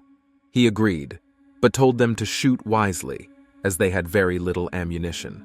My classmate was surprised to hear this. Yoon-san Lee also asked. He didn't think they would actually kill them. Sinja rudely ordered him to come to his senses. He said that they had killed Yeon. This made Yong-san Lee angry, and his muscles stood out in his face with aggression. The tree was on fire, and the teenagers and their grandfather had to get out of it. Shinji waited with a smile for his victims to leave, and then the teenagers began to run out. They ran away quickly. Sinja ordered everyone to open fire. Yoon-san Lee cried out no matter how cruel he was. He didn't want to do this. Sharon Jong also did not obey immediately. Then Sinja called them out and once again, louder, ordered them to shoot. Yunsan Lee barely squeezed the trigger, and then he came back and said that they were all from the same class and asked Sinja if they really had to go that far. And at that moment, a slap landed on Yunsan Lee's cheek. Shinjae yelled at him, asking if the teenager had gone completely crazy. And then he turned to the frightened Se-yeon and held out his hand. She did not understand what it meant. Sinja ordered her to give him the weapon. Se-yeon had no choice but to hand over her weapon, even though she realized that the situation had gone too far. Shinjae abruptly and roughly snatched the rifle from her hands. His face was so crazy the teenager had gone completely crazy. After that, a smile appeared on his face and he seemed to be enjoying it all. And then Sinja started shooting, the bullets flying one after another. The teenager accompanied this with comments about a beggar, but it seemed that all the shots missed. Ji-yin covered her mouth with her hands and cried. Se-yeon was just afraid, but she kept it together. Their perpetrators stood near the forest and watched where they could escape. It was dark and you couldn't see anything. Then Shinjae called Chang-seong. The big guy was silent. Their mad leader ordered Chang-seong to go into the forest and look for them all. The teenager didn't really want to do it. Shinja was silent. Then he hit himself in the face and cursed. Jong-seong shivered and stammered and agreed, although in reality he had no other choice. The teenager entered the forest. Ji-hoon-an sat next to me and breathed deeply to calm down. Si-young and Myung-jun-woo were next to me, as well as Ji-in and Yura Choi. Jong-seong wanted to cut back the bushes to enter the forest. He swallowed his saliva in fear. Suddenly someone's eyes appeared in the darkness. After that, he was bitten on the arm by a dog named Taepong. Jong-seong began to panic, shouting loudly and waving his hand. The dog jumped away. Jong-seong was frightened. His eyes widened sharply. Then Taepong started barking at him, and the teenager was even more frightened. The dog was so evil that you could expect anything from him. Jong-seong cursed at Taepong. Suddenly someone's hand appeared in front of him. After that, Jong-seong was abruptly and quickly grabbed by the neck. It turned out that it was his grandfather, and he threw the teenager to the ground. His hand never left Jong-seong's neck. After that, my grandfather quietly left. He looked away. A smile appeared on Sinja's face, and then my grandfather started to run away. But it was too late because Shinjae had already spotted him. He clicked the weapon and took aim. My grandfather heard this and realized that he was in great danger. He froze, wondering what to do. Suddenly, a shot was fired. But the dog Taepong ducked and took the bullet, saving his master. My grandfather remained unharmed. Taepong the dog fell to the ground, covered in blood. The old man shouted the name of his faithful friend who saved his life. Sinja swore. Suddenly, they opened fire on him as well. Shinjae was scared. That was Se-yeon, and she was even better at weapons than anyone else. Shinja exhaled loudly and heavily and hid behind a tree because he had no ammunition. Everyone hid in the woods, scattering to the winds. Shinjae peered out from behind a tree. He came out into the open when he saw that no one was there. The teenagers were standing near a burning tree. Shinjae smiled and told Se-yeon that he was still in the clear. Meanwhile, it was raining heavily. The teenagers were running very fast and not looking back. Suddenly, Se-yeon froze. Everyone stopped, looked at each other, and recoiled. Se-yeon, as a leader, asked if everyone was okay. Everyone was fine and asked how Se-yeon was. The girl replied that everything was fine. I asked my grandfather how he was feeling. Suddenly, he started to fall, and he landed loudly on the ground. Everyone screamed because something had happened to my grandfather. My grandfather opened his eyes. It seemed to be light. There was water in front of him. He was told that they were on the beach, on the other side of the island. Se-yeon came up to her grandfather. She brought food to the man, saying that he had to eat. Those were the plants her grandfather taught her to pick. He was silent and looked at Se-yeon. She reminded him of someone. Then he said that now she could do it even without his help. Se-yeon apologized to her grandfather, saying it was her fault. Then she started crying and remembered Taepong. My grandfather fell silent and put his head down. He remembered something when it was raining heavily and the sea was rough. There was a beautiful woman, a little girl, and a dog named Taepong, who was just a little puppy on the boat. A man shouted at them to hold on. It looked like a young grandfather and his family. He told them that the main thing was to get to South Korea and it would be safe there, but the weather was terrible.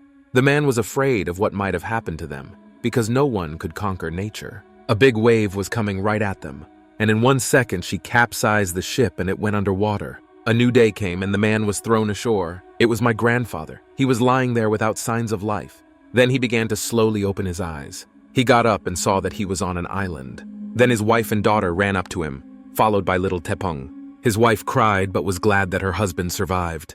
The little girl was also happy and called for her dad. The man tried to come to his senses and understand everything that had happened. Little Taepong was safe and sound. He immediately started fishing to get food for his family. Suddenly, his daughter called out. She happily brought those plants back, saying that they looked edible. The events moved to the cave. There, the family sat around the fire and ate. The man had a mouthful of these plants. I looked at my happy daughter, who was not panicking or afraid. After that, the family fell asleep. Suddenly, the man opened his eyes. He looked at his daughter, and she said in her dream that she had a very bad stomachache. I heard some rustling.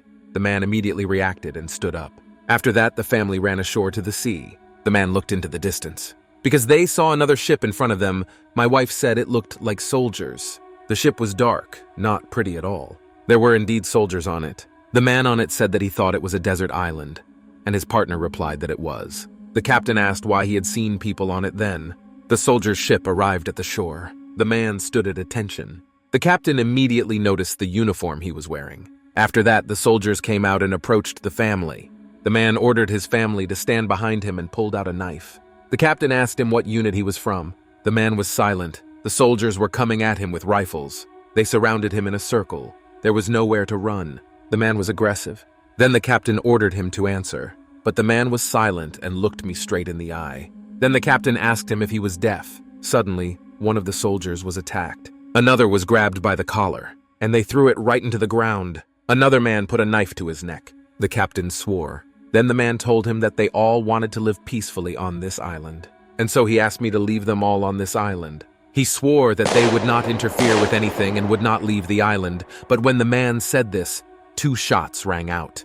He returned and his blood froze in his veins. And when he saw his family, his girls lying unconscious on the ground, the captain held a gun and said that there was no mercy for those who betrayed the country. Then the man started to behave very aggressively. His rage knew no bounds. He jumped up and down and threw himself at all the soldiers. No one was spared. Soldiers with machine guns did not even have time to understand what was happening. After all, the man was like a ninja, very fast and skillful. One of the soldiers still tried to shoot and missed.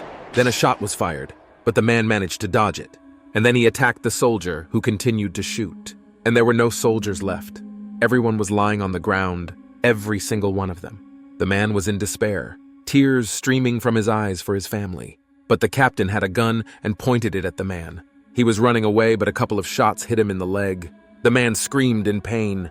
The captain said that he had great skills and it would be a shame to kill him for nothing. The man fell to the ground because he could not walk any further. He clenched his teeth, and the captain told him to decide to return. The captain then threw him the gun in silence. Then he turned around and asked me to send him a signal with this, and then he would send soldiers to get him. If not, he wondered how many people could survive on this island all alone. The man's leg was bleeding. He was not moving at all. He felt very bad.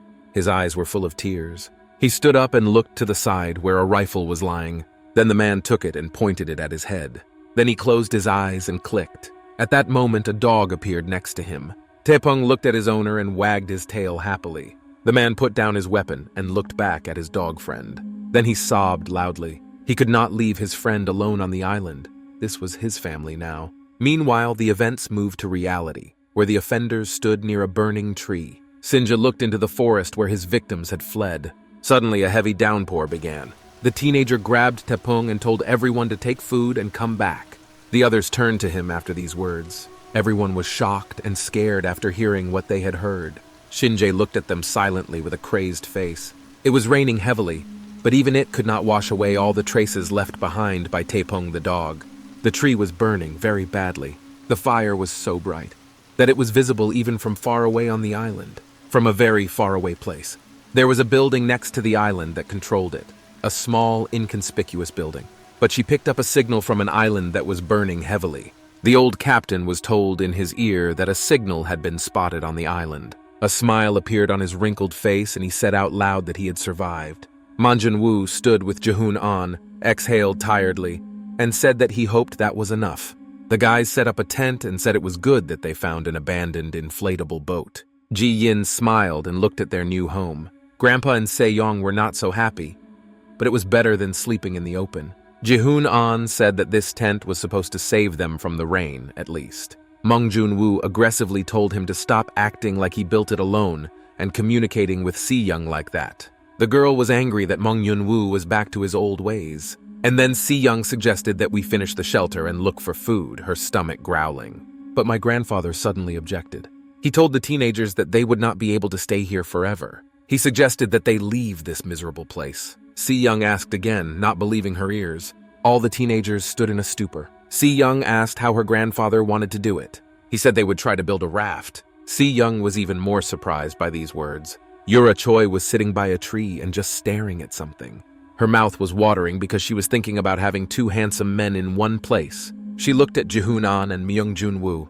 Grandpa and Se-yeon noticed that Yura Choi was acting strangely. Then she yelled at her classmate, asking if she was going to do anything. Yura Choi called her a stinking beggar who was in charge again. Se-yeon heard this and aggressively asked to hear it again. The others also heard it and were shocked. Yura Choi behaved inappropriately, asking if she was wrong.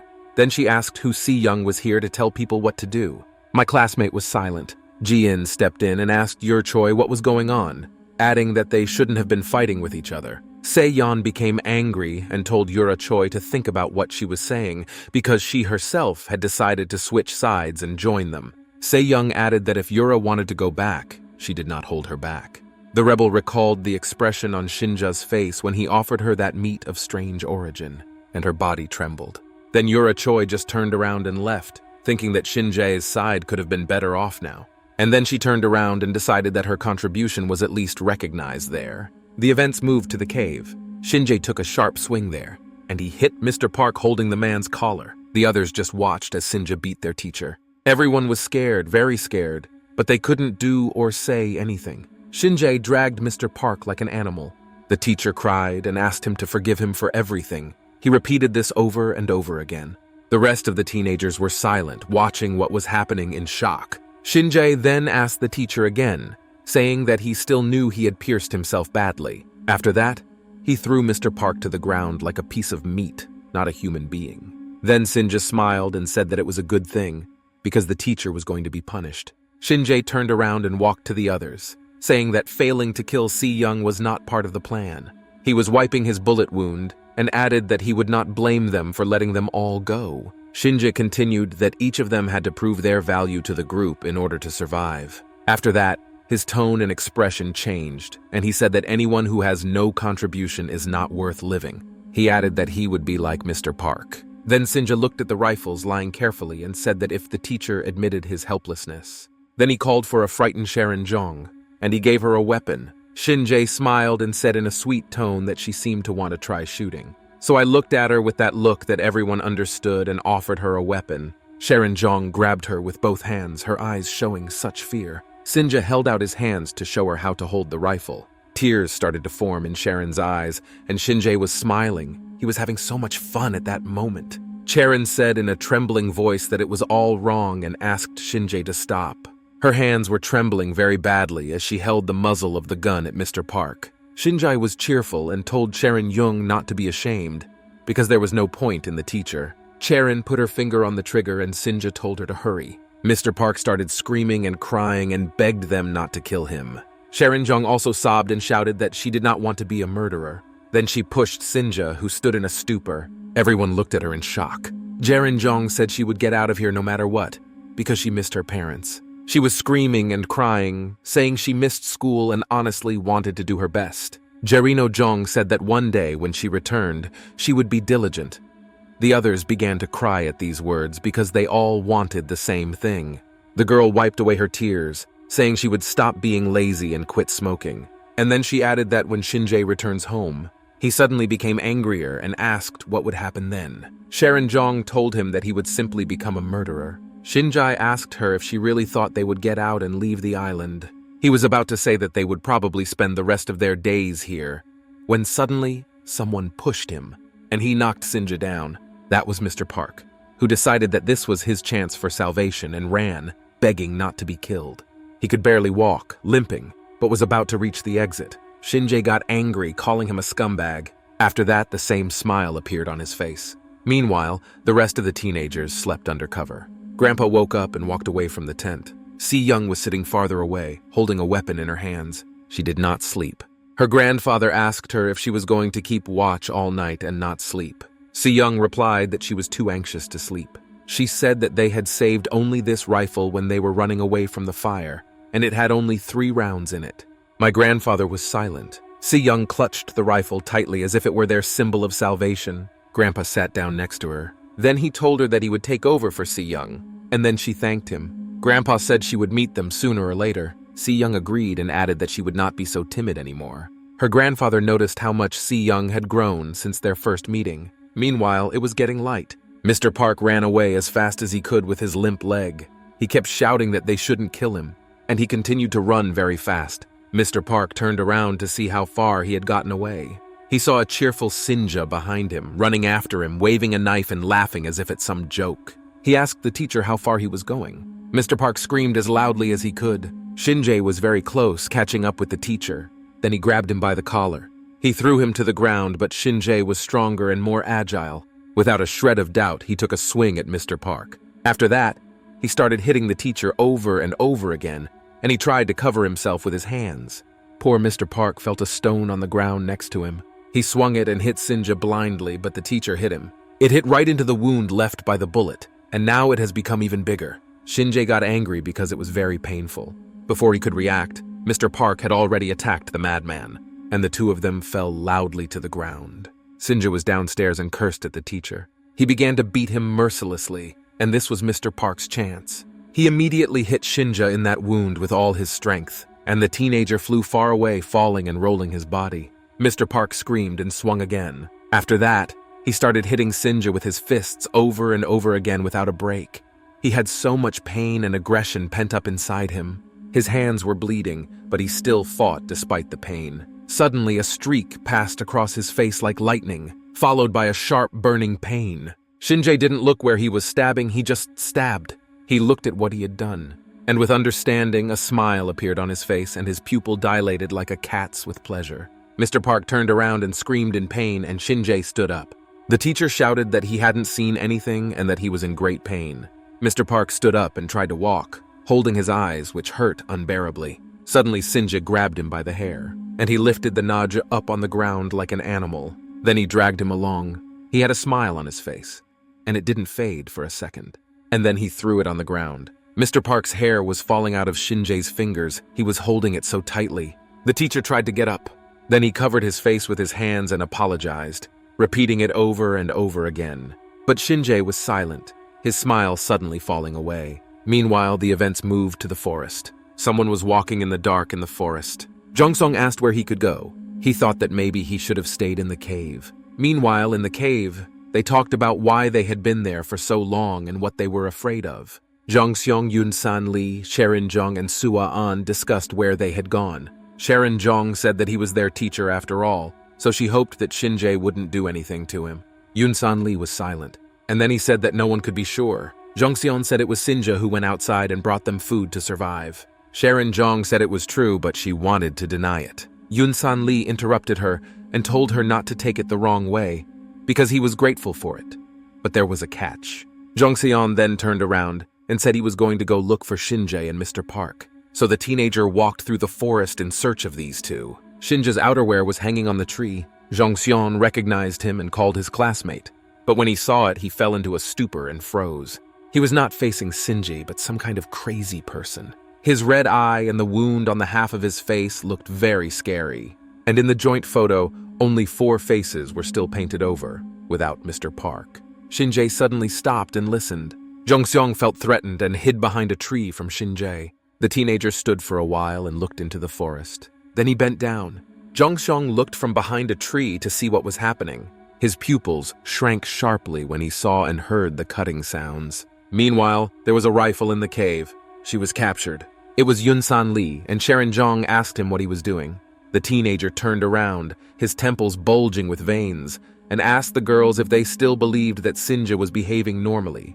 Sharon-jung and Sua-an remained silent. Young-san Lee shouted and told them to be realistic, because he was not the only one who found it suspicious. Sharon-jung asked what he meant by that. Yoon-san Lee said that maybe Jae-in did not kill herself. Perhaps it was not self-defense when Hansen was killed, and perhaps Yejong Lee also suffered not at the hands of Se-yeon. Yoon-san Lee shouted, and told them to think about whether that little Se-yeon could have done such a thing. Se-yeon thought about it, saying that the beggar was not really the kind of person who would kill someone. Yunsan Lee continued that they all understood and knew everything perfectly well, but were afraid to say it out loud. Se-yeon looked down and said that he was right, and among them, Shin-jae was the main psycho. Yongsan Lee replied that they could not continue like this. Se-yeon said that, after all, they would all be dead by now if it weren't for Shin-jae. She added that they were all alive because of their leader. Yunsan Lee started shouting loudly, saying that Shin-jae was just robbing a beggar, that is, Se-yeon. The girls abruptly stopped talking because they realized they were being deceived. Yunsan Lee continued that they could not stay in this cave and island forever. They had to try to get out of here. He added that they were not all Shinji, and the teenager would be arrested as soon as they returned. Se-yeon agreed. Yunsan Lee added that it was actually Shin-jae who set them up against Se-yeon. He was behind everything. The teenagers didn't want to oppress her at all. Se-yeon and Se-yeon agreed, saying that they were all forced into it simply and had no choice. Yunsan Lee said that they were also victims, just like her. The girls were determined and decided that they would team up with the beggar, Se-yeon. Then I heard footsteps in the cave.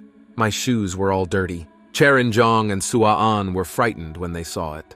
Yunsan Lee, too. Shin-jae came in and immediately told them that he had found something cool. He smiled and added that it was some meat that a beggar had hidden from them. The teenagers looked down and immediately thought of Shin-jae's face. Something terrible had happened to him. Yunsan Lee looked down, his face looking angry. The girls were shocked and scared. They didn't know what to say. Suddenly, Yunsan Lee pointed a gun at Shin-jae and clicked. Shin-jae asked what it all meant.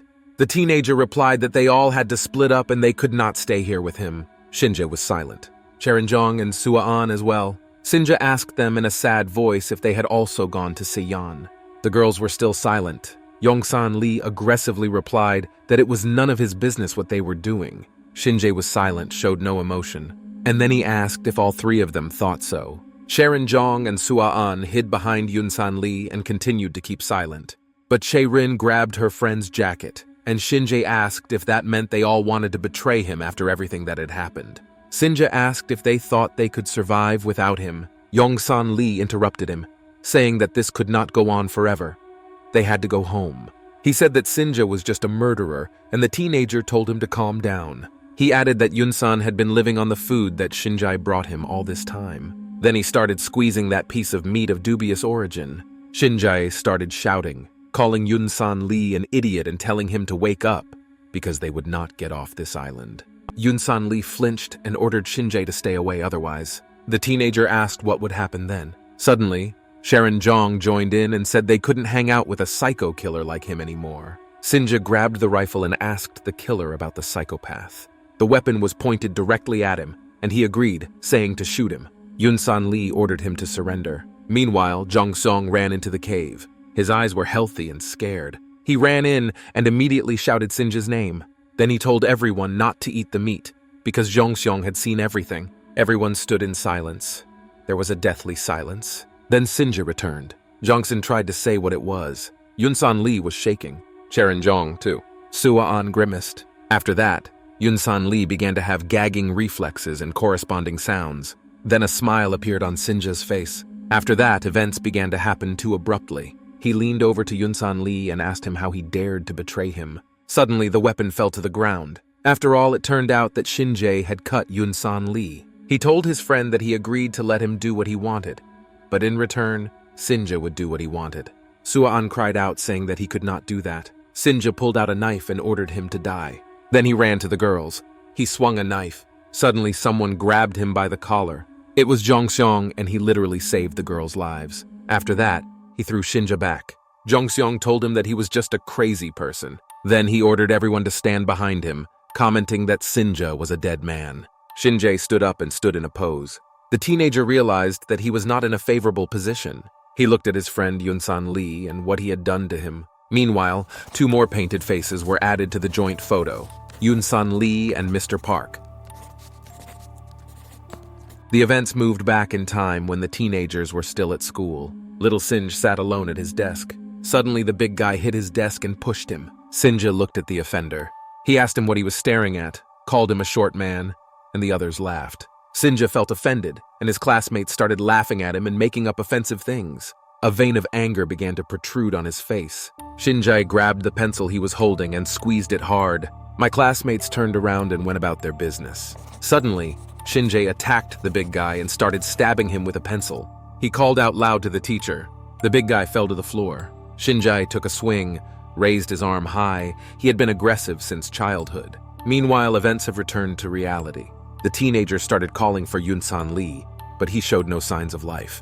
They were scared and shocked. Shinjae came back and said it was true and he was the killer, just like they said. But no one will know about it if he returns alone. Jung-seong ordered the girls to stand behind him. He told Sinja that the teenager had gone crazy and that it was too much. He told Jung-seong that he would be the only survivor of the island. Then he attacked him with a knife. He swung his weapon, but Jung-seong swung his fist back. Then he hit Shinjae so hard that he flew away.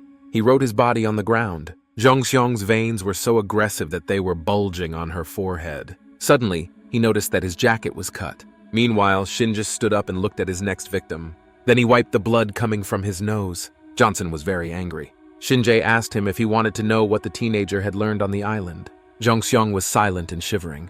Shinja continued that it didn't matter how you survived. If you survive, Johnson was trembling. He was afraid of this short man. Everyone was afraid. Then Shinja attacked his classmate. He jumped up and swung. But Jung-seong rejected him. He was winning by force and size. He grabbed the psychopath Shinjae by the throat, holding it upstairs. Shinja started to beat his arm. He made a bunch of punches over and over again. Johnson groaned in pain. Then he fell to the ground and let go of Shinji. The teenage psychopath wiped the blood from his face and said he would come back. Jung-seong looked at his wounds and then at Shinjae and panicked. Shinja looked up, looked at his victim, and said he would return alone. After that, he ran back to Jung-seong. The girls, Cherin-chan and Sua-an, screamed. Tears began to form in their eyes, and they covered their faces with their hands. Shinjae struck Jung-seong, who could not run away because he was wounded. The big guy couldn't do anything to escape. And Shinjae repeated the blow over and over again. It was not the first time he had done this. Then he swung hard and dramatically, pausing. Jinsun realized that he was finished. Sua-an opened her mouth. Cherin-jong too and the girls watched everything closely. Shinja paused to scare his victim even more and torment him. It seemed that the teenager was feeding on fear. Jung-seong stretched out his hand and called for help. The girls watched what was happening closely. Then they came to their senses. And they ran away because it was their last chance. Shinjae then struck the final decisive blow. And the girls, Cherin-jong and Sua-an, quickly ran away screaming, as fast as they could. Meanwhile, on the other side of the island, it was already dawn by the water. Yura Choi, who was supposed to be guarding them, was sitting near the tent, but she fell asleep. Se-yeon came over and asked if she had heard anything. Suddenly, Yura woke up abruptly. She turned to Se-yeon and asked again. She was salivating and asked if anyone had said anything. Se-yeon looked at her classmate sadly. Then she got angry, and her eyes made everything clear. Se-yeon told her that she shouldn't fall asleep while on guard duty. Someone could come. Yura Choi dropped her weapon and she fell to the ground, screaming that she was awake. She argued that she listened to everything with her eyes closed and thought to herself how annoyed she was with this beggar. Then Meng Junwoo woke up and asked what was going on. He asked if everything was fine. Yura Choi shouted the teenager's name and blushed. Then she replied that nothing had happened, and thought to herself that Meng Junwoo was still as hot as ever. Her mouth was watering and he offered to go inside. He put his arm around Se-yeon's shoulder and they walked together to the tent. Yura Choi noticed this and watched intently as her crush hugged a beggar. She got angry, saying that Meng Junwoo was too. After all, even Shinjae treated her better. Meanwhile, Jung-seong's face was now painted over in the joint photo.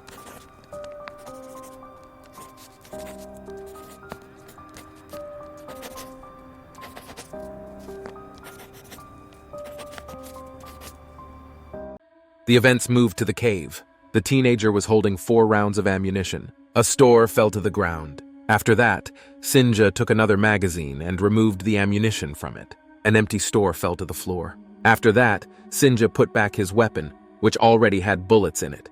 So he disassembled the rest of the rifles and put them all together. He said he would definitely get off this island. He will get out and start from the beginning, from scratch, and he will do it himself. From that moment on, Shinja was on his own. And after saying that, he turned around and walked away, throwing the rest of the rifles off the cliff. The teenager was very determined. Meanwhile, the rest of the teenagers gathered near the tent and discussed something. The grandfather told them that from that moment on, They were all preparing to run away. But it seemed that the teenagers did not expect such a development. Even Manjun-woo, Se-yeon told her grandfather that they did not know where to go. He realized that the girl was right. Then my grandfather took out a compass and told them to entrust it to him. He repeated that now he was really getting out of this place. After these words, my grandfather looked up. Either he wanted to look at his family or hide his tears. Se-yeon watched her grandfather with curiosity. After that, she got sad and put her head down. So everyone started preparing and carrying wood to build a raft and finally escape. Yura Choi looked really bad, either from hard work or it was just her true self. Se-yeon was in charge of everything, so they moved some things in one direction, some things in another. Ji-hoon-an told the leader that they had already moved everything and asked what the next task was. Meng Jun-woo stood up again and told his classmate that he was again pretending that all the hard work was on him. Se-yeon ordered Ji-hoon-an and Ji-in to find all the life jackets because they would need them at sea. We also had to find different ropes.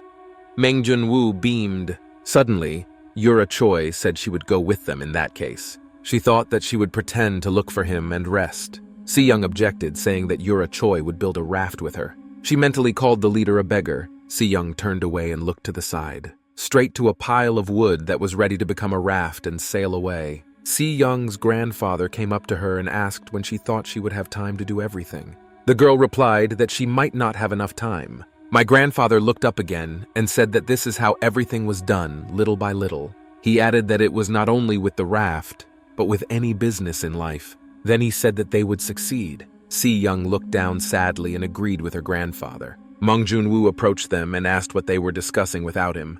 He added that he was constantly out of the loop. Suddenly, Se-yeon grabbed his arm. After that, she suggested that we rest. And then she took me aside, holding my hand.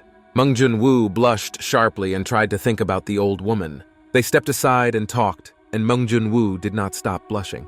Yura Choi watched and could not hide her anger at Se-yeon. Suddenly, she heard a rustling in the bushes. Yura Choi turned around to see what it was. The rustling was getting louder and louder, as if it was getting closer. The teenager began to feel very worried and nervous. Suddenly, Cherin-jong and Sua-an came out from behind the bushes and called for help in a panic. They scared Yura Choi so badly that she fell to the ground.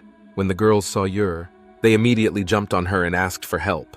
Yura Choi started screaming and asking what was happening. She didn't like it. Then Se-yeon ran to help.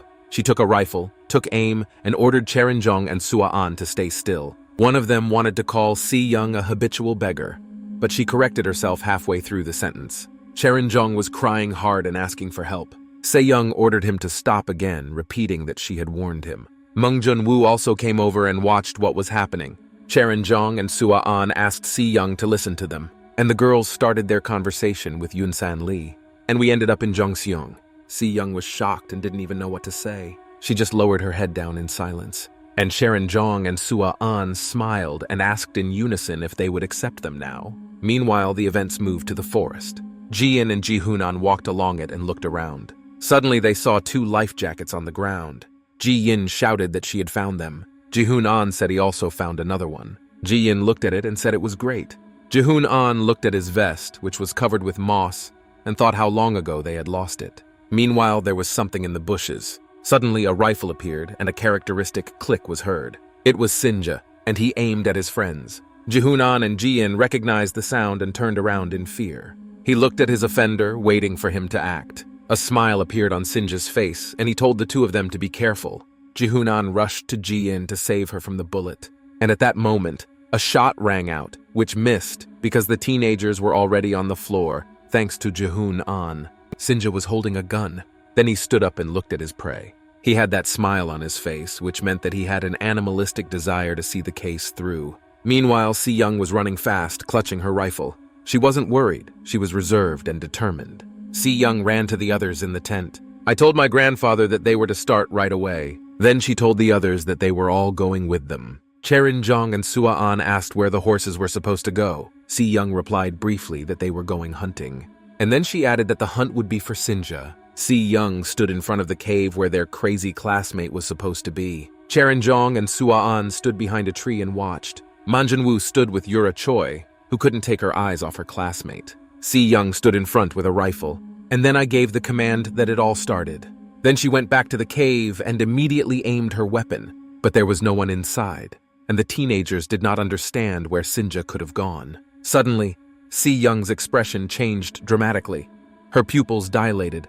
After all, she saw Yunsan Lee and Jongseong, who showed no signs of life. Sharon-jong began to vomit violently. She could not stand it and threw up on the floor next to Sua-an. Se-yeon has taken several steps forward. Meng Junwoo watched his friend. She walked closer to Yunsan Lee and turned the teenager around. Meng Junwoo watched in shock. Then Se-yeon handed him Yunsan Lee's jacket and told him to put it on because it was getting cold. Myung-woo was shocked by this act, how such a small and fragile Se-yeon could keep a cold mind and think about others. Then he pulled himself together and agreed to put on the jacket. Se-yeon replied that Shinji couldn't be gone for long, so she offered to wait for him here. She said out loud that she wondered what this psychopath was doing outside. Suddenly, they all heard a gunshot. Se-yeon's face changed dramatically, and she said it could only mean one thing, and the fact that only Ji-hoon-an and Ji-in were not with them. They went to get life jackets, and the shot they heard was at Ji-hoon-an and Ji-in, but he passed by, and the teenagers managed to dodge him. They stood up and waited to see what this psychopath Sinja would do next. Ji-hoon-an looked into the eyes of his abuser, trying not to show fear. Sinja was holding a gun and said that they came right into his lure. He called the teenagers traitors. Ji-in kept her hand on the ground. Then she squeezed it, collecting some earth in her hand. Sinja looked at his friends and ordered them all to die. Suddenly, Ji-in threw sand at the psychopath right in his eyes. Sinja screamed in pain. Ji-in ordered him to flee. Ji-hoon-an did just that. Suddenly, he turned around to see if Ji-in was running. But I noticed something strange. His expression changed dramatically. After all, Ji-in did not run. She stood up and covered the others. She did not even return to Ji-hoon-an. The teenager was in a stupor and called his friend. But Ji-in did not turn around and just stood there. Sinja had managed to open his eyes, so he was dangerous again. He saw his classmate standing in front of him without a drop of fear. Meanwhile, the events moved back to the school. In grades 1, 9, all the students were sitting at their desks, so clean and calm, without fear in their eyes. The teacher was not there. Ji-in was bored at her desk, looking away. She suddenly heard someone calling out to Se-yeon. I turned around and saw that it was Ji-hoon-an calling. When she saw her new classmate, she immediately liked him. Ji-in never showed her emotions, so even just a small smile could mean a lot. And it was then that Ji-in thought Ji-hoon was cute. Then Sharon-jong and Sua-an approached her and asked to borrow her lipstick. Ji-in handed over her lipstick without looking away. Sua-an thanked her and promised to return it right away, and Sharon-jong complimented her that Ji-in was very beautiful. She invited her to hang out with them the next day, and Ji-in agreed.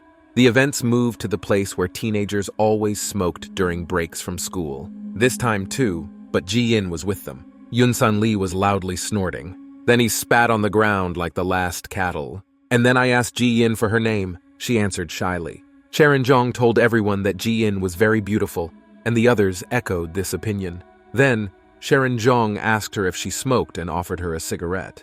But Ji-in politely refused.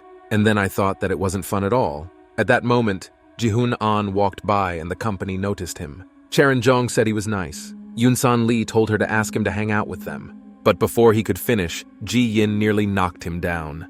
And she went to Ji-hoon-an alone. He was so embarrassed then. And I was the first to meet Ji-hoon-an. She started talking about banana milk. She said that she adored him. She asked me to take it. Ji-in wanted to be the first to show off and meet Ji-hoon-an before the others noticed him. The teenager was very shy and agreed to give the banana milk back. Ji-in touched his hand to take the drink. She was so beautiful and charming then, filling the space with light. After that, Ji-in abruptly turned around and left, leaving Ji-hoon-an alone. He didn't even have time to react when everything happened abruptly. Next time, Ji-hoon-an brought her that milk again, and Ji-in responded with a haughty tone to get her attention. But I saw something underneath. There was a nice note for her, inviting her to be friends. She was so ashamed and happy inside, because she didn't know that Ji-hoon-an didn't write it. She looked at a classmate she liked. But he was in the company of those who did not interest her at all. It seemed that Ji-hoon-an liked it there. He then asked Ji-in if she smoked, but my friend answered negatively. Ji-hoon-an praised her, saying that she shouldn't have started doing it in the first place. Ji-in remained silent, looking away, and then she abruptly grabbed Ji-hoon-an's hand and took one puff. Then Ji-in coughed loudly. She felt so bad then because Ji-in had gained too much. Then she smiled and tearfully told Ji-hoon-an that now she was probably an addict too. Next time, Jihoon-an brought Ji-in banana milk again. She accepted it with a smile as their little tradition, but her expression changed suddenly. After all, she saw a sign that said, "See you later, Se-yeon." Jihoon-an went to say hello to the others. Suddenly, Ji-in called out to him. She asked him if he had bought it himself, but I could tell that she knew the truth. Jihoon-an said with a calm face that Se-yeon gave it to him. Then everyone started whispering and asking who Se-yeon was. Ji-in was the first to ask directly. Then she got angry, gritted her teeth, and called her a stinking beggar. The events moved to the sports ground. Ji-in sat crying in a black hooded sweatshirt. Jihoon-an came to her and asked what she wanted to talk about so late. He added that he listened to her carefully. Ji-in remained silent and looked at the teenager. Jihoon-an then leaned closer and asked what happened when he saw the smeared mascara. There was banana milk on the floor. Lots of banana milk, with notes. Ji-in kept them all because she thought they were for her. Then Ji-in stood up, looked down and said that she was very ashamed. Jihoon-an did not understand what was happening and asked what had happened. Ji-in started shouting and said she was very ashamed. Then she said that she thought Jihoon-an had written her all these notes, every word. After that, a drop of tears fell on the message and sobbing was heard. Jihoon-an was shocked.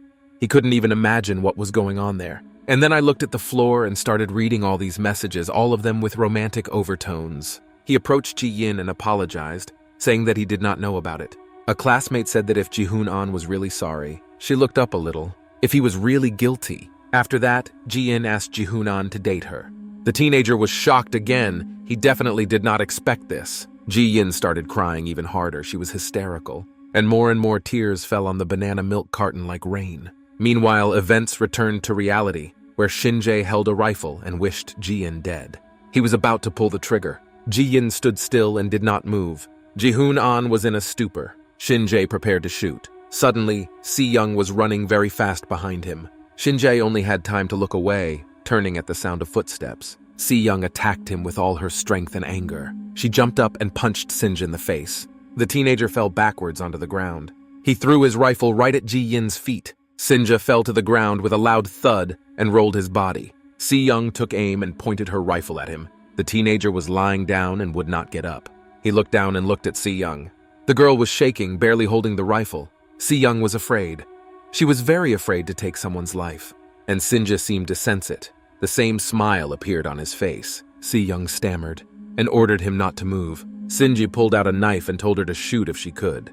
Then he screamed loudly like a real lunatic. Suddenly, someone's hand appeared in front of his face. After that, the grandfather threw Shinja to the ground and strangled him. Shinjae was wheezing because his grandfather's grip was stronger than Jonghyung's. Then the teenager dug his fingers and nails into his grandfather's skin and shouted that he would kill them all. It was painful for my grandfather, but he endured it. Shinjae was screaming as the grip became stronger and his breath was getting shorter. The old man shuddered. He looked the psychopath straight in the eye. Suddenly, Shinja's grip tightened. He wanted to repeat that he would kill them all, but he stopped in mid-sentence. After that, his hand completely relaxed, and Shinja fell to the ground, and the grandfather also let go of the teenager's neck. Ji-in fell to the floor. Jihoon-an watched in shock. The poor girl fell and could barely breathe. She experienced her own death. Suddenly, Ji-in's eyes grew wide. After all, Jihoon-an ran up to her and threw his sweater over her. He whispered in her ear that she should never do that again, and then he added that he was really sorry. Ji-in suddenly started crying a lot. Then she abruptly turned around and hugged Jihoon-an. The teenager did not even have time to react to what had happened. But then he hugged Ji-in, and he was pleased with this hug too.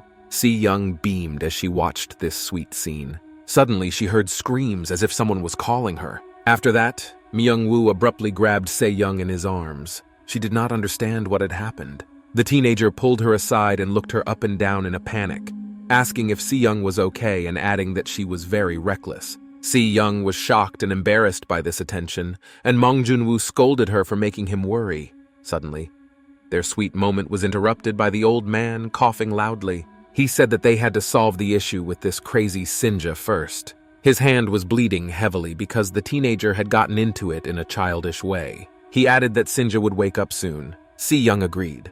She held out a rope and said they had to tie him up. It's funny that history was repeating itself. It was cyclical, and now Shinjae was tied up with Hansen in his place. Meanwhile, Shinja began to regain consciousness. Suddenly, his eyes widened as he realized what was happening. The teenager was tied to a tree. The rest of his classmates watched him. Shinji immediately started moving. He tried to pull his hands away, and at the same time he was shouting to be released. But the teenagers just stood there in silence and looked at the killer, the man who took away their friends. Shinji started calling everyone, starting with Se-yeon, then Se-yeon. He called them traitors, even tied up. Shinji inspired fear and had power.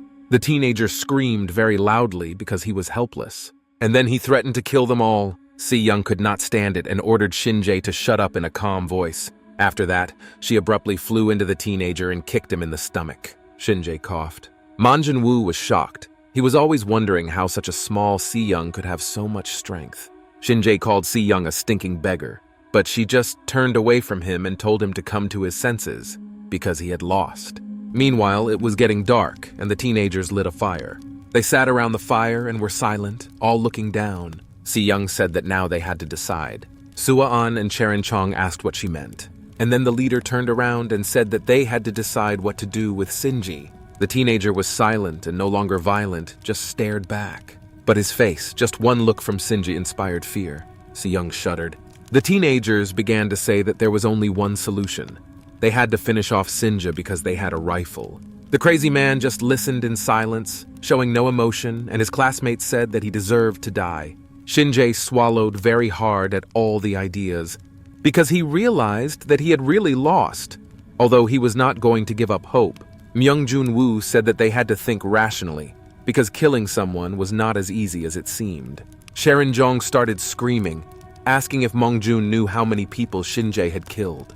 The teenager did not know what to say to this and simply remained silent. And then he asked everyone who would do it to Shinji. He turned to Se-yeon, then to Se-yeon, but the girls just looked down. Myung-woo continued that Shinji was now under guard, and no matter how you look at it, it would be a crime to kill him. He said that they all had to come back and not ruin their reputation.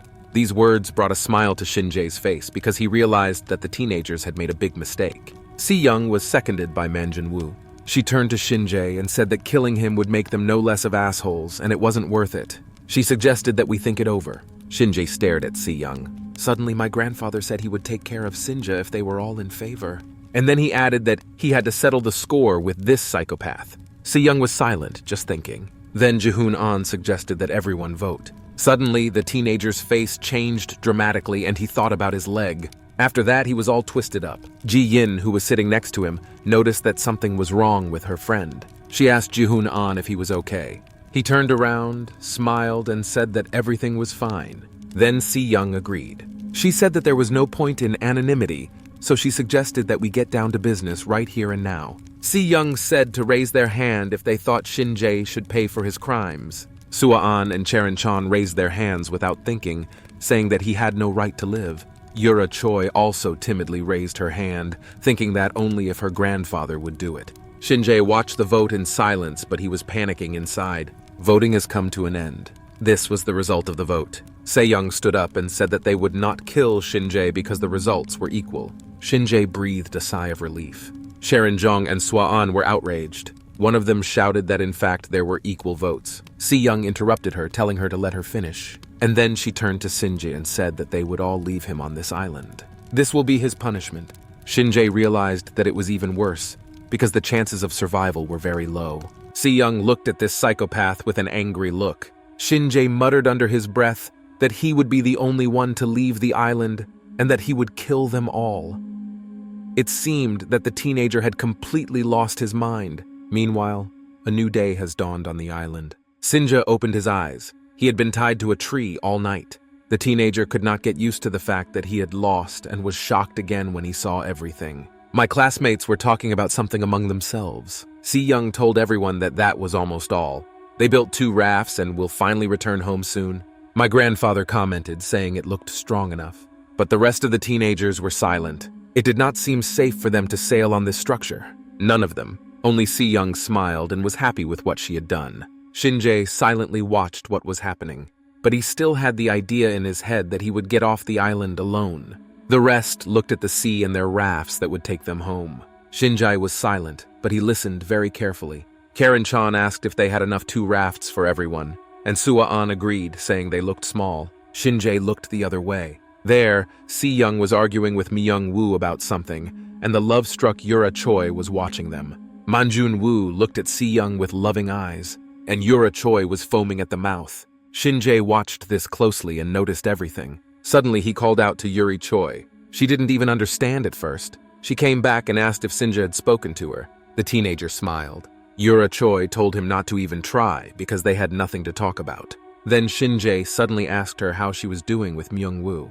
Yura Choi began to panic and asked what he was referring to, and she looked sideways at Mangjun-woo, who was talking to Se-yeon. Yura Choi liked him so much. Shin-jae said that he had the impression that this beggar came between Yura Choi and Myung-jun-woo. She started muttering to herself, but then Shin-jae said that he might be able to solve her problem if she let him. Yura Choi asked why Shin-jae wanted to help her and how. She turned and looked at Myung-jun-woo. Suddenly, the teenager felt her gaze on him and turned in response. He didn't like what they were saying and asked Mangjun-woo what they were doing there. He approached them and asked what they were talking about. Mangjun-woo stared at the psychopath, and Shin-jae responded in kind. Then Se-yeon also came up and asked what kind of meeting it was. Myung-woo smiled and told her that it was as if nothing was important. Shin-jae shivered, and Yura Choi gritted her teeth and began to gnash them in anger. Shin-jae's plan failed this time, but it is not the last attempt. The teenagers approached the rafts and decided that all they had to do was swim. Se-yeon also came up and said that it wasn't time yet, they had to make them. Karen-chan and Sua-an were outraged, asking what had happened. Se-yeon replied that they could hardly fit on 2 rafts. She said they needed to make a few more so that everyone could escape. Charon-jong and Sua-an unanimously said that they had spent a lot of time and effort on these two, especially since it was getting cold.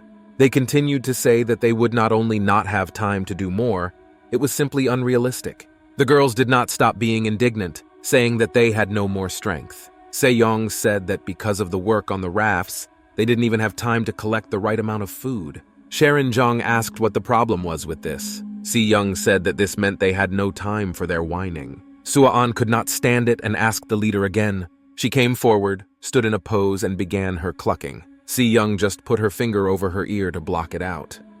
Sua-an screamed that she was a nobody and that no one had even chosen her. She asked who Se-yeon thought she was. Suddenly 2 trees flew into their faces. Se-yeon was shocked because it wasn't her who did it. The tree fell to the ground, and the girls started screaming and being indignant about who did it. It was Ji-yin, and she told them that if they were against their plan, she suggested that they just get away from them. Then she turned around and added that they did not need them to escape from this island. But then she turned around and added that, to be honest. The girls didn't help, and it was Se-yeon who did everything, all the work. Sharon-jong and Sua-an stood there in shock, not used to Se-yeon no longer being the one who was bullied. Ji-in added that if they didn't like something and didn't want to obey Se-yeon, they always had the option of leaving. The girls were even more shocked, as no one had ever responded to them like that before. They discussed among themselves that it was very humiliating. Sua-an called Ji-yin a bitch. Shin-jae watched and listened intently. My classmates really didn't like that they had to listen to someone who was humiliated all the time. Suddenly, Sinja told them that he had heard that they were going to build some more rafts. He added that they would stay here for at least another year.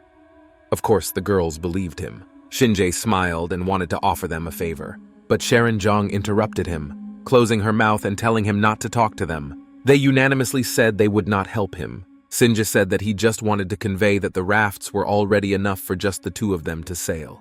It seemed that Sharon-jong and Sua-an were thinking the same thing. The idea of getting off the island as soon as possible appealed to them. Suddenly, Ji-hoon-an came up to them and said that he had heard everything and suggested that he just shut his mouth. Ji-hoon-an stared at the psychopath, and Shin-jae was at him because he realized that another of his plans had failed. Ji-hoon-an suggested whether the psychopath wanted his mouth covered with a rag. Ji-yin also intervened and asked what had happened.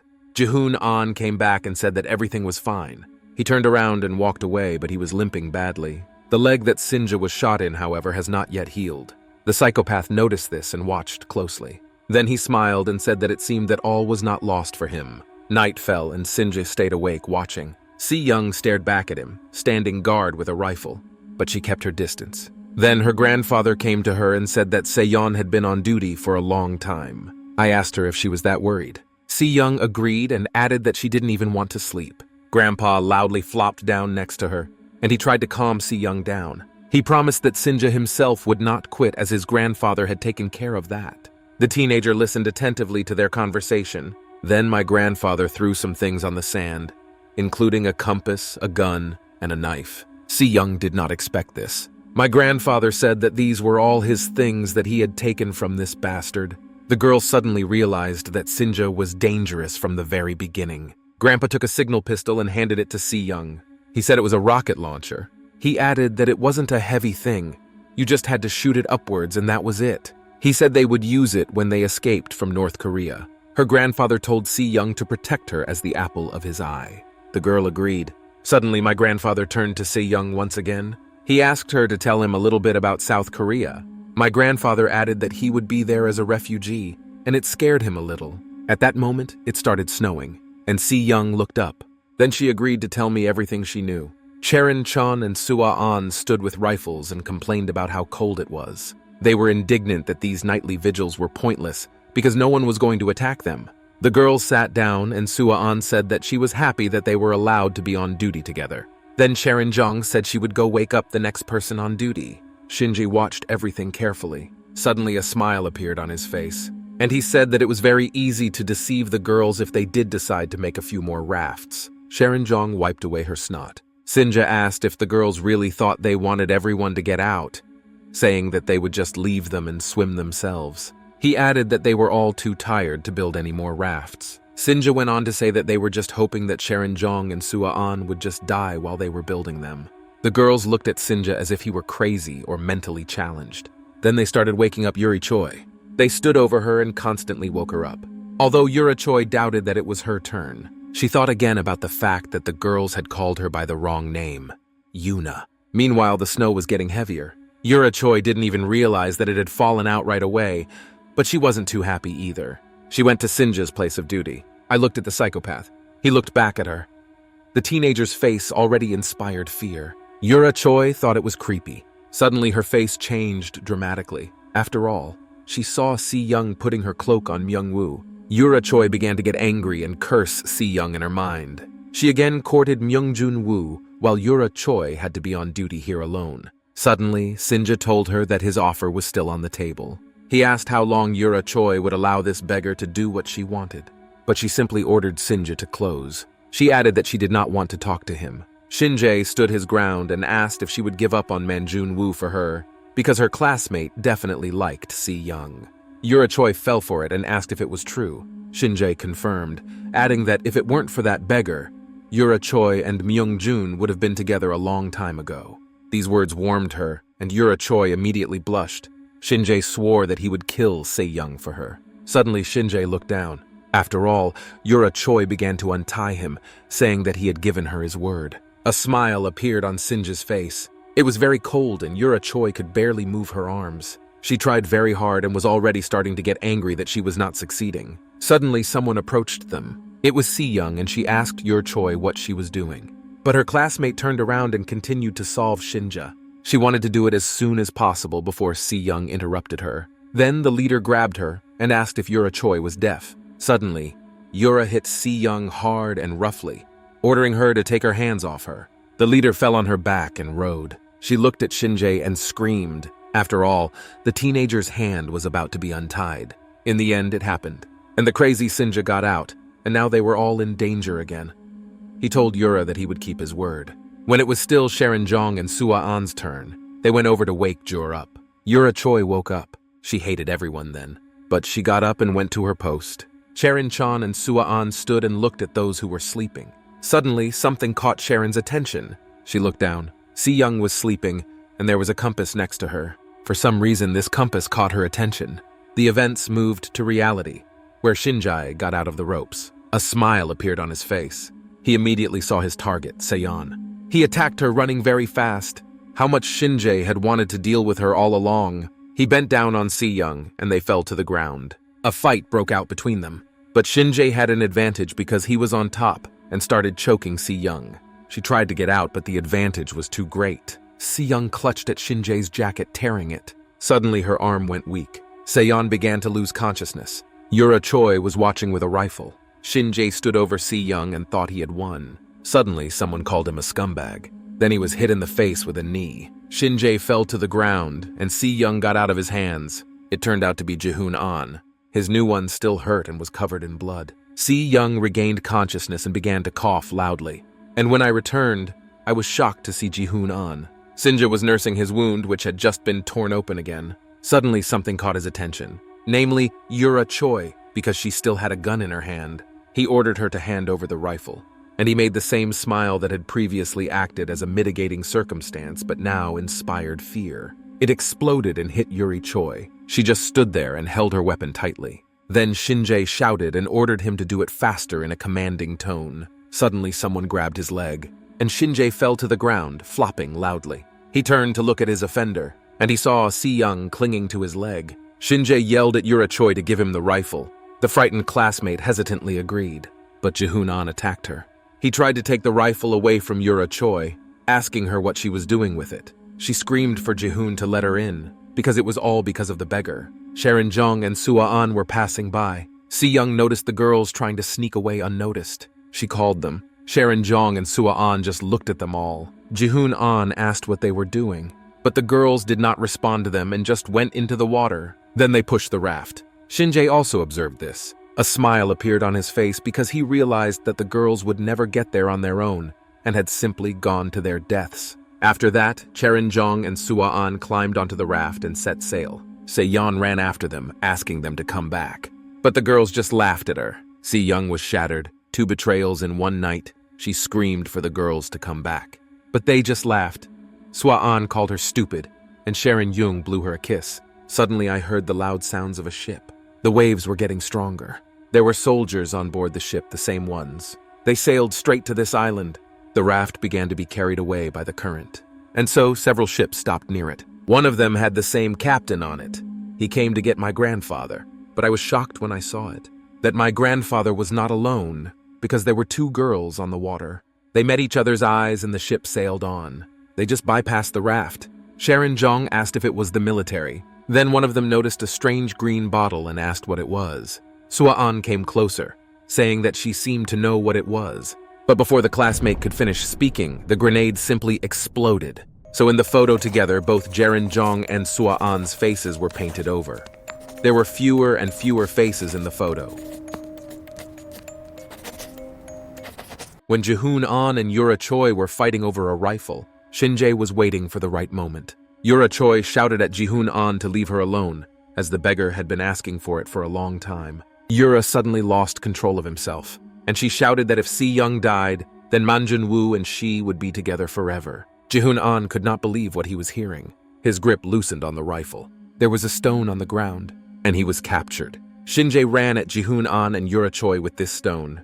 Ji-hoon realized that things were bad. After all, Shin-jae knew exactly where to hit to win. He hit me right in the leg that was shot. Ji-hoon screamed, because it was just hellish pain. Shin-jae was amused that he had hit the mark. He thanked Yura Choi, and a smile appeared on his face again. And the teenager abruptly snatched the weapon from his classmate's hands. She didn't even have time to react. Now Shin-jae was winning again, and nothing would stop him. Suddenly, the teenager's expression changed dramatically when he saw Se-yeon standing by the shore and a bunch of ships sailing right toward them. There were a lot of ships for one old man. Then there was a loud explosion. Se-yeon immediately realized what had happened and started screaming. She cursed, because even though she didn't like those girls, it meant that they were all in danger as well. Sinja was smiling and holding a rifle. He set his sights on Se-yeon because he couldn't waste a second. Meanwhile, the others came to her, because everyone woke up to the sound of explosions. Sinja tried to take aim. Suddenly, he turned to the side, and I saw Mangjun-woo, who was also armed. Sinja changed his plan, saying it was time to run. He turned around abruptly, and he ran into the bushes like a rat. Mangjun-woo didn't even have time to react or do anything. Shin-jae returned for the rest to see if he was being chased. Mangjun-woo stood in a stupor. He immediately went to Se-yeon and asked if she was okay. She told him that she was fine, but there was another problem. My grandfather ordered everyone to flee abruptly. The warships were already very close. The soldiers got off the ship and were heading toward them. They walked through the cold water, not paying attention to anything. The soldier said that there would be a temporary camp of the Korean People's Army here. They were all followed by the same captain. He said that this was another step in the victory over South Korea. The soldier turned to his commander and ordered him to look. The captain was in a stupor. After all, he saw the tent and said that it looked like my grandfather was not alone. The captain called them all traitors and ordered them to go across the island and find everyone. Meanwhile, my grandfather and the others ran to hide. He was followed by Se-yeon and Myung-jun-woo. My grandfather came back and ordered them all to run faster because they could not stop. Se-yeon asked him what was going on here. My grandfather replied that it was a northerner landing and they had to hide quickly. The teenagers did not understand what was happening and why he was so afraid of them. Then my grandfather ordered everyone to get ready quickly. By adding that they knew the island better than anyone else, this was supposed to encourage them. My grandfather said they would think of something on the way, and then he added that it would be uphill from there. Se-yeon accepted the command. Jihoon-an was walking behind everyone else and Jian noticed. She turned to her friend and asked him how he was feeling. Jihoon-an let out a smile and said that he was fine, asking me not to worry. Meanwhile, the soldiers ran to search the island. They decided that on such a small island, these traitors would not get far from them. The soldier told everyone that the order was to take them dead or alive, and then he added that in that case they would finish off all these bastards. The captain stood alone in front of the forest. He said it was over, called my grandfather a rat. Meanwhile, the events moved to the cave. There, Sinja stuffed his mouth with cockroaches and other bugs. He was very hungry and didn't care what he ate. Sinja sat in the corner of the cave, looking at his friends who showed no signs of life. I covered myself with a jacket and just thought. Suddenly, someone came up to him from behind and called out. It was Se-yeon, the headman. She said it wasn't fair. She was followed by the rest of her classmates, whom Sinja had killed. They were calling him to come with them. Shinjae was shaking. He was very afraid. Yunsan Lee, Mr. Park, and Hansen were in front, and everyone said that Shinjae should have gone with them. Shinjae politely refused. He covered himself with his hands and repeated that he had to get off this island, only he.